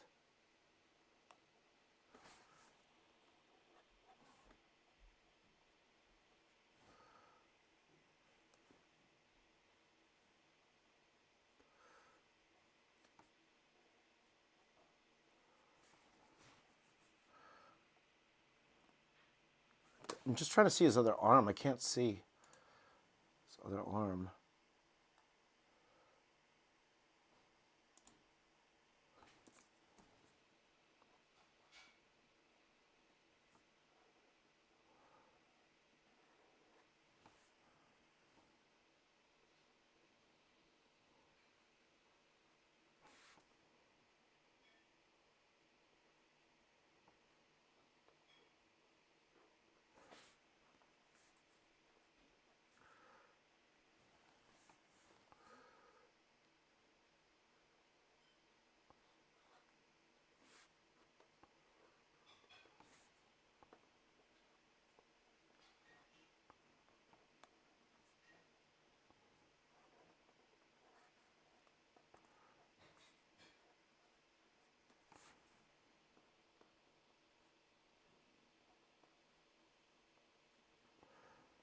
My apologies for being quiet, guys. Again, I'm just trying to finish this off here as we're coming down on the time. I got 4 minutes left because I might, like again, this isn't the most, toughest thing in the world to draw. He is small comparatively to everything else. So,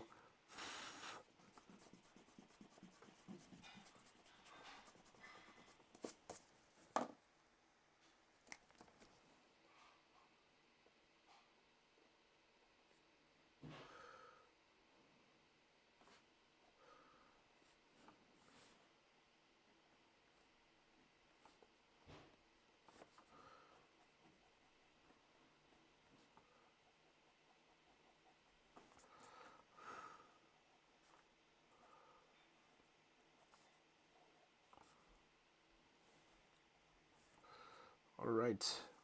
Bye, Mario. Take care, buddy. Have a good day.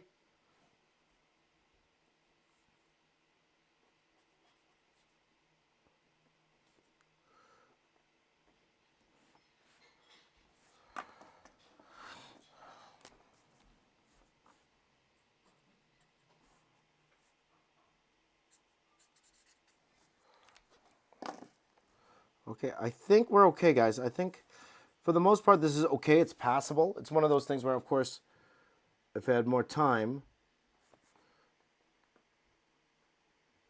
because I am in good enough stage. I always tell you guys about that. Good enough. We have a term in visual effects. We call it CBB. Could be better. Could this be better? Absolutely. But for the time that we have left, like it's not bad. So I'm actually going to go ahead and we're going to go back to this with the last minutes that we have left.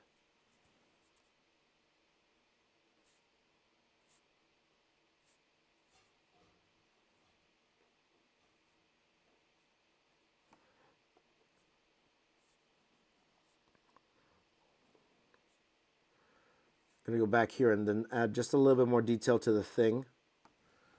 We have 3 minutes left here, guys. 3 minutes, and then we're going to call it a stream. So thank you guys for joining in today. Now tomorrow we probably will be doing more of like a time challenge type thing.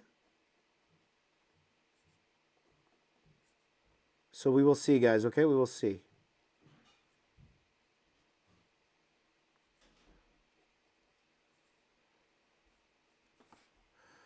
But look out today. I will be having, speaking of Marvel Rivals, I will have a Marvel Rivals piece coming out today, guys. So if you get the chance, if you want to go and check that out, it's the one with Jeff the Shark. I drew Jeff the Shark. I drew Iron Man. I drew Thor and Captain America. So if you get the chance, please, please, please do check out that video when it drops. It's going to drop this afternoon. A lot of fun to do. So thank you guys so much. Please do check out all the other videos that I dropped recently. It would mean a lot to me if you could. As we wind down, we're going to finish off what I'm doing here with. And again, guys, I wish I had more time for this thing. I wish I did. Right now, I'm not.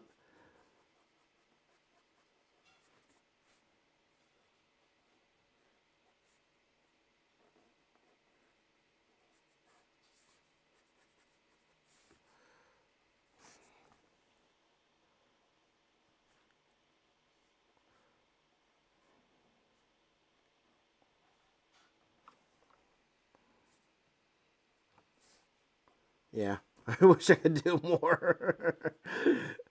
Oh boy. I have 28 seconds here, but I got like 1 minute. Yeah, 28 seconds, guys. We're coming down to the end of our stream. So I would like to thank all of you wherever you're watching. If you're watching on Twitch, if you're watching on YouTube, if you're watching on Facebook, if you're watching on Instagram, whatever platform you're on, please do give me a like and a follow. It would mean a lot to me, especially if you're on YouTube. You guys, if you're on YouTube, please hit that like button if you haven't already. Please hit that like button. It would help a lot. Oh, there you go. Would help a lot in terms of the algorithm, all that fun stuff. Make sure you subscribe. Join the Discord. If you're interested in commissions, I have those available too. Go to my website, jamesraysmedia.com. I will be doing a commission. I might even be doing one today. I've been saying that for the past 5 days, but there is one in particular I need to get done like immediately. So we will be doing that sooner than later. So make sure you hit the bell so you know when I'm online, and we could draw together, my friends. We could definitely go ahead and draw together. Okay, guys, so this is pretty much it for now. I'll be honest, I'll probably go back and add a little bit more to this thing when I have time. But this is our Marvel Rivals Fantastic Four. Fantastic Four, a lot of fun to do. A lot of fun to do. Said I nailed it. Thank you so much. So you can see this. Now this will join our Spider-Man piece and our other Marvel Rivals piece. By the way, his head's too big.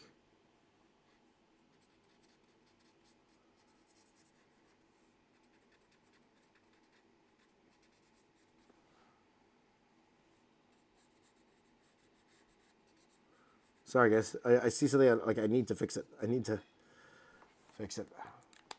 All right, guys. So there it is. That is our Marvel Rivals Fantastic Four piece. A lot of fun to do. Thank you guys for joining in. Wherever you are watching me from, please do hit subscribe, follow, like, all that fun stuff. And before I go, guys, you know what we do. I want you to give me a high five. Hold on. Let me on YouTube. I'm just zooming it down so they can see where I'm at. So there it is. So before we go, guys, give me a high five right here. Give me a high five right here on Instagram. Give me a high five right here. And thank you guys for watching. You guys are the best. My name is James Reyes. I am the box office artist. I'm here to say keep drawing. I'll see you all tomorrow. Take care, everyone. Have ourselves a wonderful day. Take care, everybody. Take care, everybody. Bye-bye.